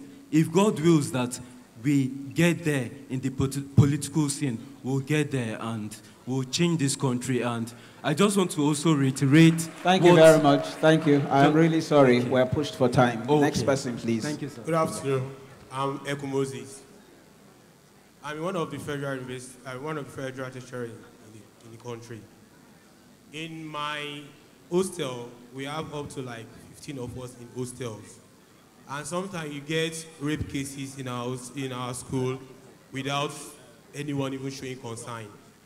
I think the reason is, my own recommendation is that for the next election, how can we push in a way that anyone that is going for political position, his family, they should attend public sector.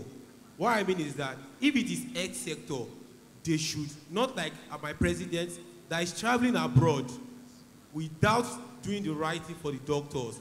So tell me, is it my own father that will now go to the hospital? Look at the state now. Ever since the Minister of Education has got into office, I've not heard of any policy to raise the standard of students. You see them, their children are in abroad. Thank you very much. Please let our children attend public sector. Thank you. Thank you very much. Good question. Yes, sir. All protocols observed. I'm Remy Folonisho.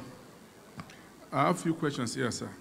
I believe this gathering can change Nigeria. The first question, I would advise that the communique be given enough publicity, whereby the qualities of those seeking offices should be made known. Number two, I want to ask a pointed question to the pastor.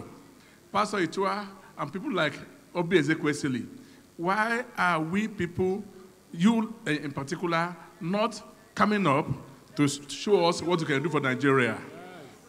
And lastly, we have over 30 million Nigerians in the diaspora. My last son was born in 1995. The Nigerian that operated, my wife then, Yoruba for that matter, was the best surgeon there. We have millions outside the country, and what are you doing, sir, to create a database? And if you allow me, I'll do it for you pro bono, for this diaspora to be able to vote.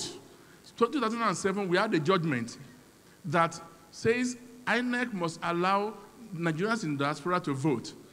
Go and bring anybody from Niger, we know it's happening, to come and vote in Nigeria. They cannot bring 5 million. If you can get only 10 to 15 million, we will change how the result will look like. Excellent. Thank you very much. Thank you very much, sir. Very quickly, and I will come back to my panelists after you. Okay, my name is Elizabeth Esen. Okay, concerning Mr. Tunji's speech, he talked about be the change you want to see and speak about what is not right. Okay, as a person, there was a platform open for a competition. I participated, and the project I had in mind, I worked on, like the facilitators, I talked to them about the project, and somebody was telling me, it's about getting involved as well. Somebody was telling me that if I should talk about it, that the government to sweep it under the ground is not something they will consider. So I want to ask that somebody that is just starting up, that doesn't have resources to get there, how are you people coming in to help? And secondly, my question also goes to Ms. Toyosi. Mrs. Toyosi, she talked about doctors that in Nigeria that are in abroad. What happens, like in a country like Nigeria, they don't pay them. So those people, they have a family. So how are we coming in to help them? Thank you. Thank you very much. Distinguished ladies and gentlemen, please give us a bit of time. I'd like the panelists to respond. We have quite a number of questions. Then we'll do the final round of take your final questions, and we'll start to bring this thing to a close. I'll go to the very extreme, my extreme left, Toyosi. A number of questions. People have asked questions centering around peer pressure when it comes to voting. Somebody has spoken, so everybody must necessarily follow. There have been questions around pessimism when new entrants approach the political space, that these people are not receiving the right encouragement. So how will people be inclined to put themselves up when a few people that come, the general refrain is they can never get there? So I'd like for you to wrap those two things together and give us a response, please. Thank you very much, sir. My answer to the first question would be, let me take the second one first, which is that politics and political leadership transcends simple popularity. That you are famous and you've accomplished certain things in private sector is inadequate. In a country with multi-layered complexities like Nigeria, multiple languages, 774 local governments, 36 states, it's more complex than you think. And there's something that you call political structures in this country. Political parties build those structures at the grassroots, at the most minute levels of Nigeria. So it's difficult to build one new. My anger with the new candidates is that they are on to something great, but this should have started 3-4 years ago. This movement that it began 6 months or last year should have started 3 or 4 years ago, engaging the grassroots at all the different local governments, enlisting the support of Nigerians at different levels. Because many of us have, many Nigerians make comments, blanket comments on social media. If you go to the northern part of Nigeria, where I went to school, I went to University of Jos, you find that the way the average Nigerian northerner thinks is totally different. Their realities are totally different from the way the southeasterners think in Igbo land and the way we Yorubas think in the southwest. So simply having the gift of the gab, having some private sector experience, a few awards here and there, and being accomplished is not a ticket for you to win. Because they need to know you in somewhere called Vandikia local government in Benue. They need to be able to know you in Michika Madagali local government in Adamawa. Those are the people who vote. And we concentrate so much on social media and we run all these polls, and that's why they shock us. Because the truth is that the masses, the ordinary people of Nigeria who are not so educated, who are poor, the career politicians who have been in the business for so many years know their buttons. They know exactly how to press their buttons. They know what suits them. They go there and say exactly what they want to hear to them. They also have enough money to be able to buy them, to give them whatever it is they want. So what I think that many of these candidates should have done is to have started from House of Assembly, House of Reps, or Senate, so that you have the opportunity to build some grassroots support amongst your people. And then when you run for president, it will be easy for Nigerians. Because if you run, if a candidate ran for House of Reps, you would have gotten the chance to travel the length and breadth of this country, supervising projects, being on committees. So when you go to Onitsha to commission a project, they know your name. If you decide that 4 years later or 8 years later, nobody will come and say you don't have any public service experience. They would come and say these are your sterling antecedents. You also have the opportunity. Some of these people who are running are not even known in their own villages. They started going home only 4 or 5 months ago. You don't become president in a country like Nigeria like that. So let's stop, winking in the dark. The second thing is, how do we eliminate thuggery during elections?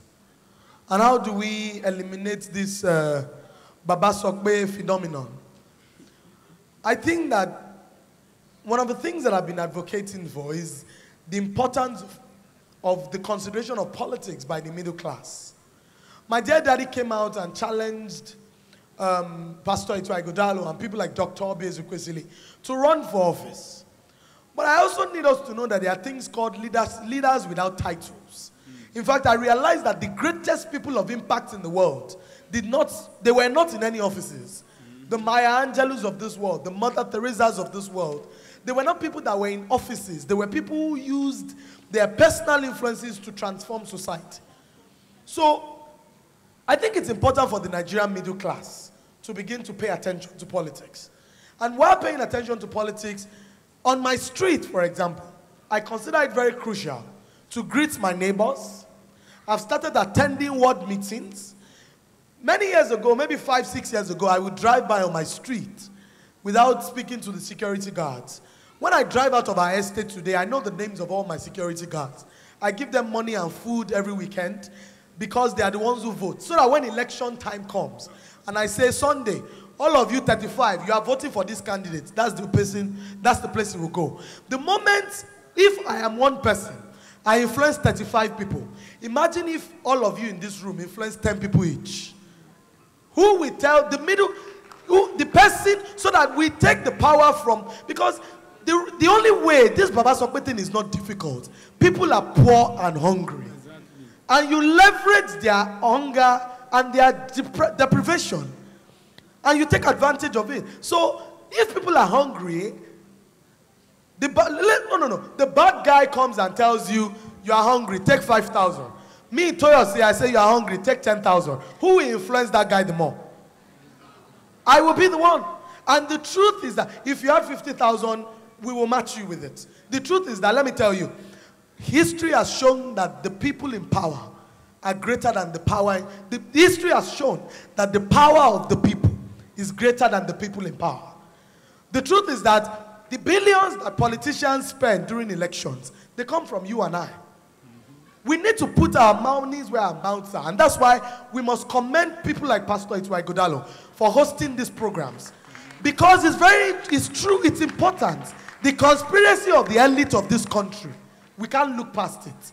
Somebody came out and said, why would churches not build schools and all? You don't know that when Pastor Itwai does these programs more and more, he will start getting calls from government. Tax, FIRS and LIRS will start coming after them. Because they are doing what is right. The government doesn't want to be challenged. And the problem is that when the government goes after people like this, the rest of us also keep quiet. We never rise in their defense. So if he gets into trouble and he knows that the people will rise for him against the government, he will do more. Because there are too many churches in this country with less schools. We're building too many churches and mosques. We are not focusing on e-learning centers and schools. So the only way that we can eliminate that thuggery in politics is that people like ordinary people like you and I need to start paying attention. Our drivers, I know my driver's name, his wife, his children, his brothers and his sisters. And during 2015 elections, the people all my staff voted for, the people my driver and his family members voted for, the security guards on my streets, the security in my estate, I determined who they all voted for. Because they will say, Madam Toyosi said we should vote. During my baby's naming ceremony, she remembers. During my daughter's birthday, she buys a cake. Those little things count. We cannot be living in our cocoons as Nigerians. The person who cares for the people are the ones that they will listen to. And that's how we're going to change 2019. Thank you very much. Thank you very much. I'm sorry, sir. I did not say that Nigerians are criminals. I insist that Nigeria remains a criminal enterprise. A criminal enterprise is a business that is led by criminals. And if half of the people who are leading, if I'm the HR manager of a company called Nigeria PLC, the question I will ask myself is that the people in government today, if I'm the human resources manager of a company called Nigeria Limited, will I hire my president today as a GM of that company? Will I hire my governor? Do they qualify? Excellent. Thank you. Thank you very much. Mr. Alda has something to say. I just want to add something to what Toyosi is saying. Let me tell you one thing that will revolutionize politics in Nigeria. The day we decide that we are going to vote by our phones, everything changes. We take taxes by phone, we buy things by phone, we do banking transactions by phone, we do ATM transactions by phone, you pay your tithe by phone. Why can't you vote by phone? Excellent point. The way the system is set up, it is set up to discourage you. Therefore, they will tell you that voting accreditation starts at 9 o'clock, but the actual voting starts at 12 o'clock. Why do you need to spend 3 hours to 6 hours trying to do what will take you 1 minute to do? The mobile penetration level in the country is great. Almost everybody has a phone, so why don't you have a bicameral system? Those who want to vote by phone, vote by phone. Those who want to go and key up, key up. The day we do that, we empower everybody in this auditorium, and the politics of remote control terminates. Thank you. Excellent. So technology, electronic voting, that may just be the solution. Tunji, very quickly, there were a couple of questions. One of the questions, somebody was asking about discrimination against the youth. They also said, well, you have asked us to be the change that we want to see. How practical are these things that you have mentioned? So can you throw a bit of light on that? As I All right, thank you. First off, about discrimination. Do not expect anyone, okay, to encourage. I mean, as a person, I don't expect encouragement from the outside. I generate it from within. The moment you keep waiting for people to keep encouraging you to do what is right or what it is you want to do, you may never get to do it. The natural man is not built, okay, to appreciate or encourage another. It's in the Adamic nature of man to pull another one down, to say, I am better than you, I can do better than you. So if you're waiting for people to encourage you before you do things, you may wait for a long time. Whenever you decide and desire to do something, go for it. If you get people to encourage you, all well and good. If you get people who are not encouraging you, all well and good. That's said. Number two, about being the change. A lot of times we think being the change is doing those mega things. No. Being the change to your neighbor who doesn't have anything to eat. Being the change is that your compound is dirty and you clean it up.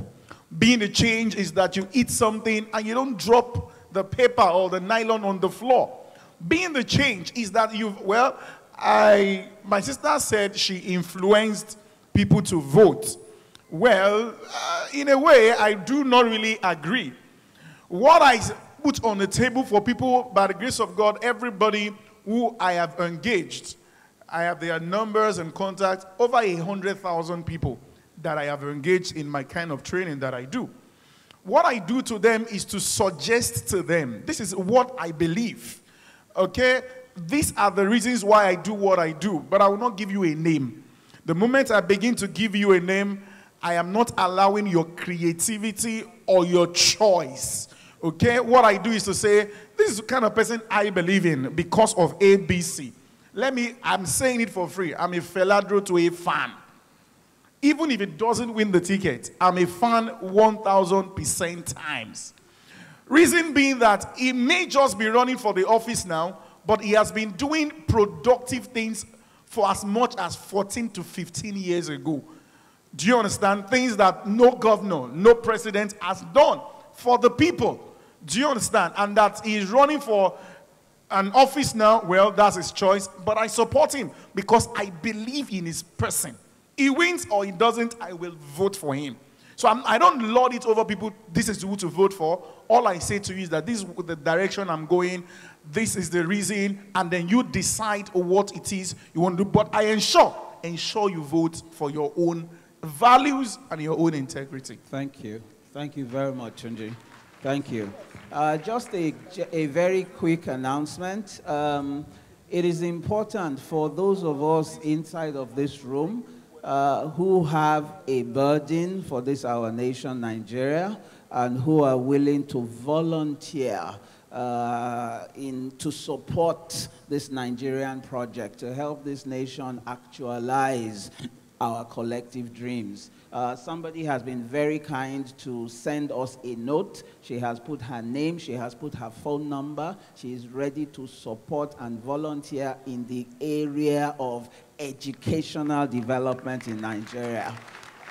So for other people who want to join, please put down your contact details or meet with any of us after the program. But if you can just write your name, your contact details, email, telephone number, let us know the specific sector that you believe you have capacity to impact on the nation. Mr. Folorenshaw talked about him helping put together a database of all Nigerians in the diaspora so that some engagement, productive engagement can commence. So please, we encourage that. Okay, Pastor, are you busy with that man? Okay. Now, Pastor, somebody has asked a question that I want you to speak to very quickly. Then I'll go to Doctor. Then I'll take the final set of people. I apologize for keeping you all standing. Pastor, this is a pointed question. What do you tell people who feel that there is no one across the levels to vote for in 2019? It's a big challenge. And it goes to show that all of us haven't been doing what we're supposed to do. Because all manners of people keep jumping forward and volunteering themselves to lead us. We must start an active process of going to look for the people who are capable and competent, encouraging them to come out and supporting them. It is unlikely that any of those people, if they are the kind of people that we want, will have the kind of money that they need to do elective office. Because most people in Nigeria that are phenomenally wealthy, the Yoruba say that the source of their wealth has egmi inside.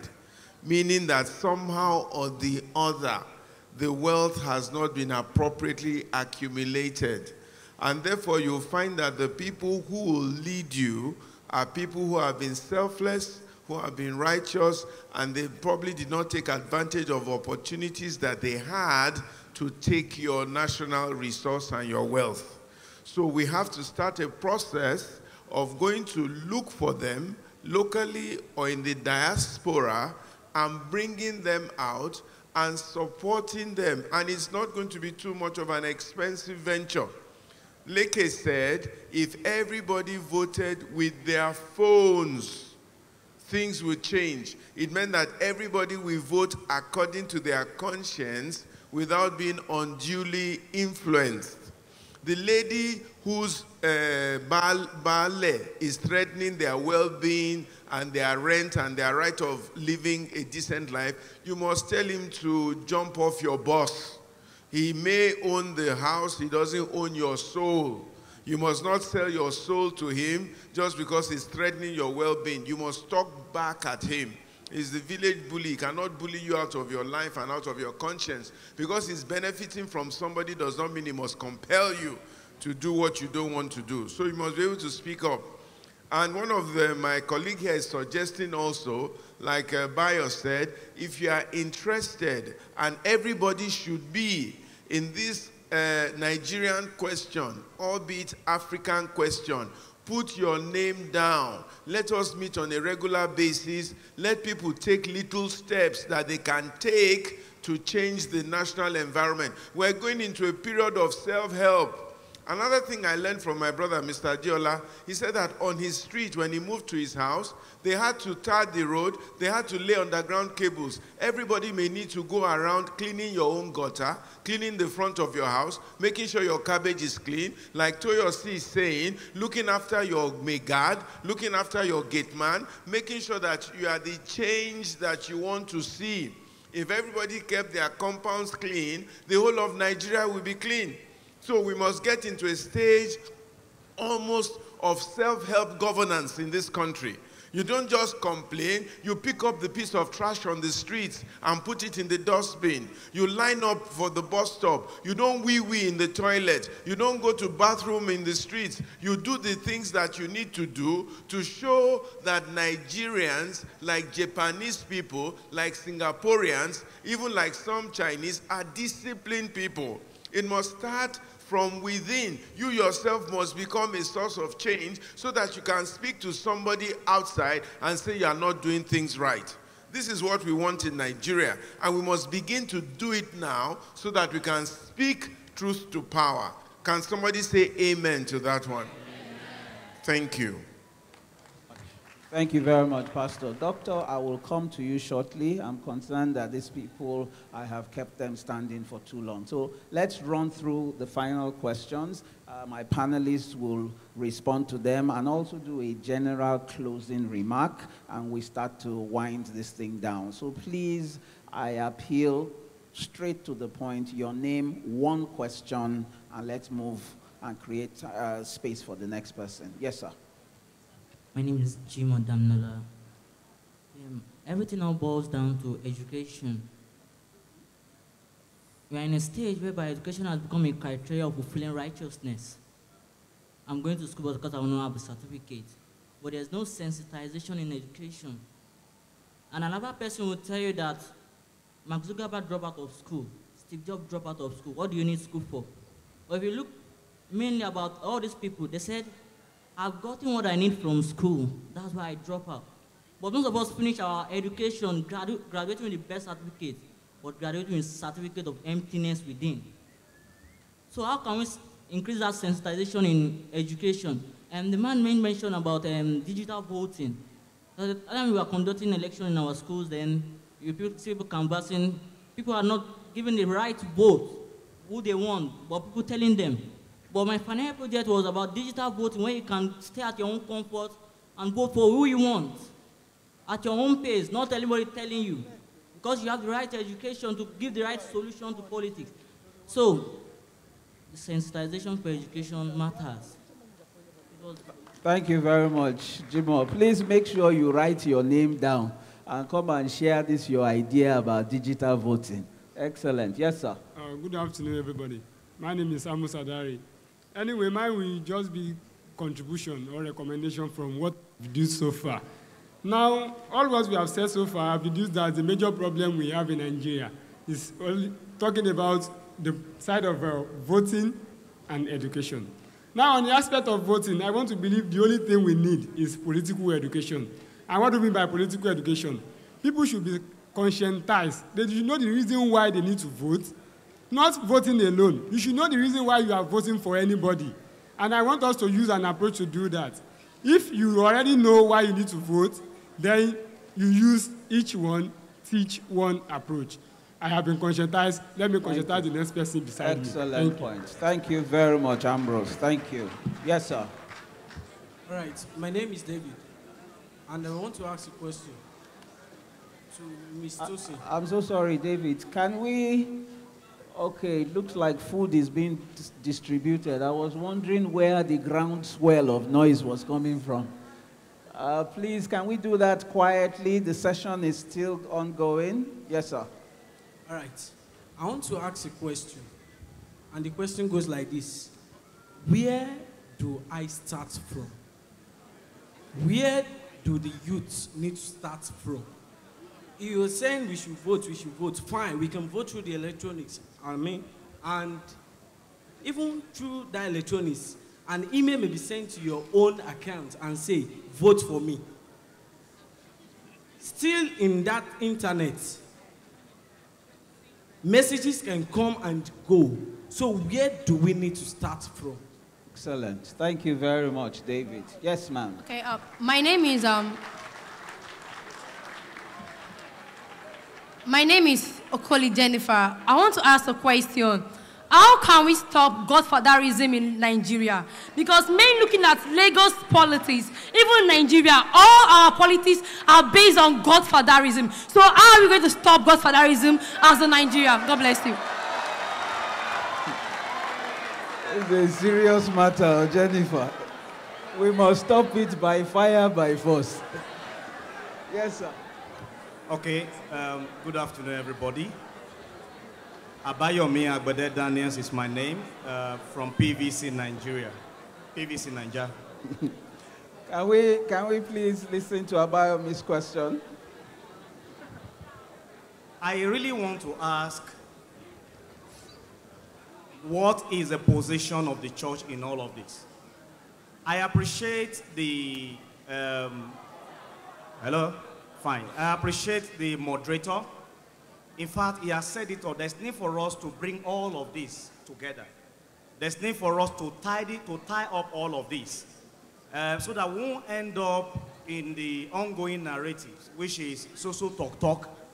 There's need for us to put it together. And I feel very strongly that the church is well positioned, well endowed, and strategically in a place to take on things even politically. In 2014, let me just shock you, the Nigerian church, that is churches in Nigeria put together, talking about the financial power of the church, worth 18 billion US dollars. So the church has what it takes.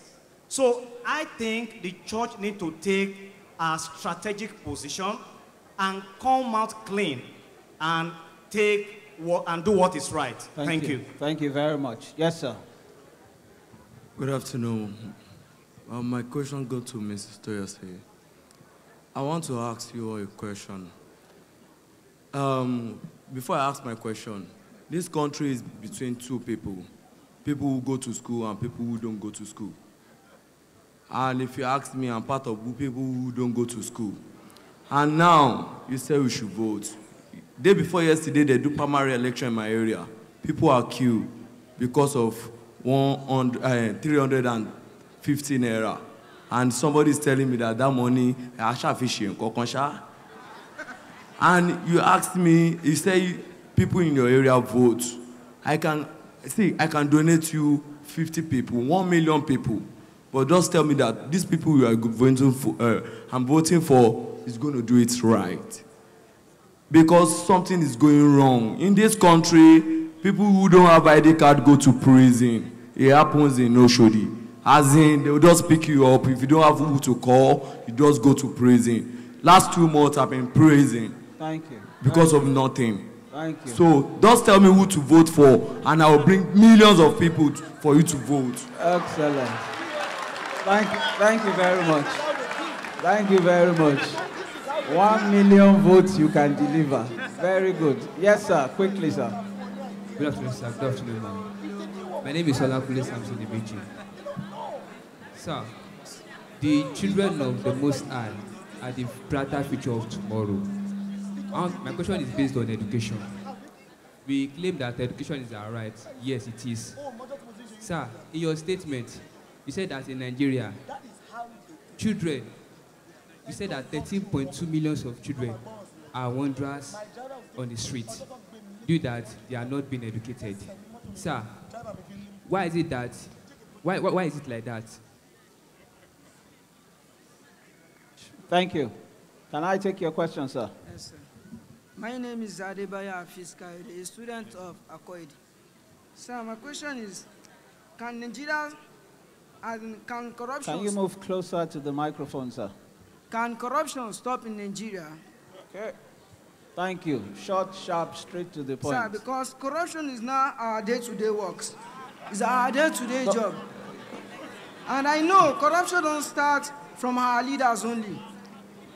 It starts from our individuals own.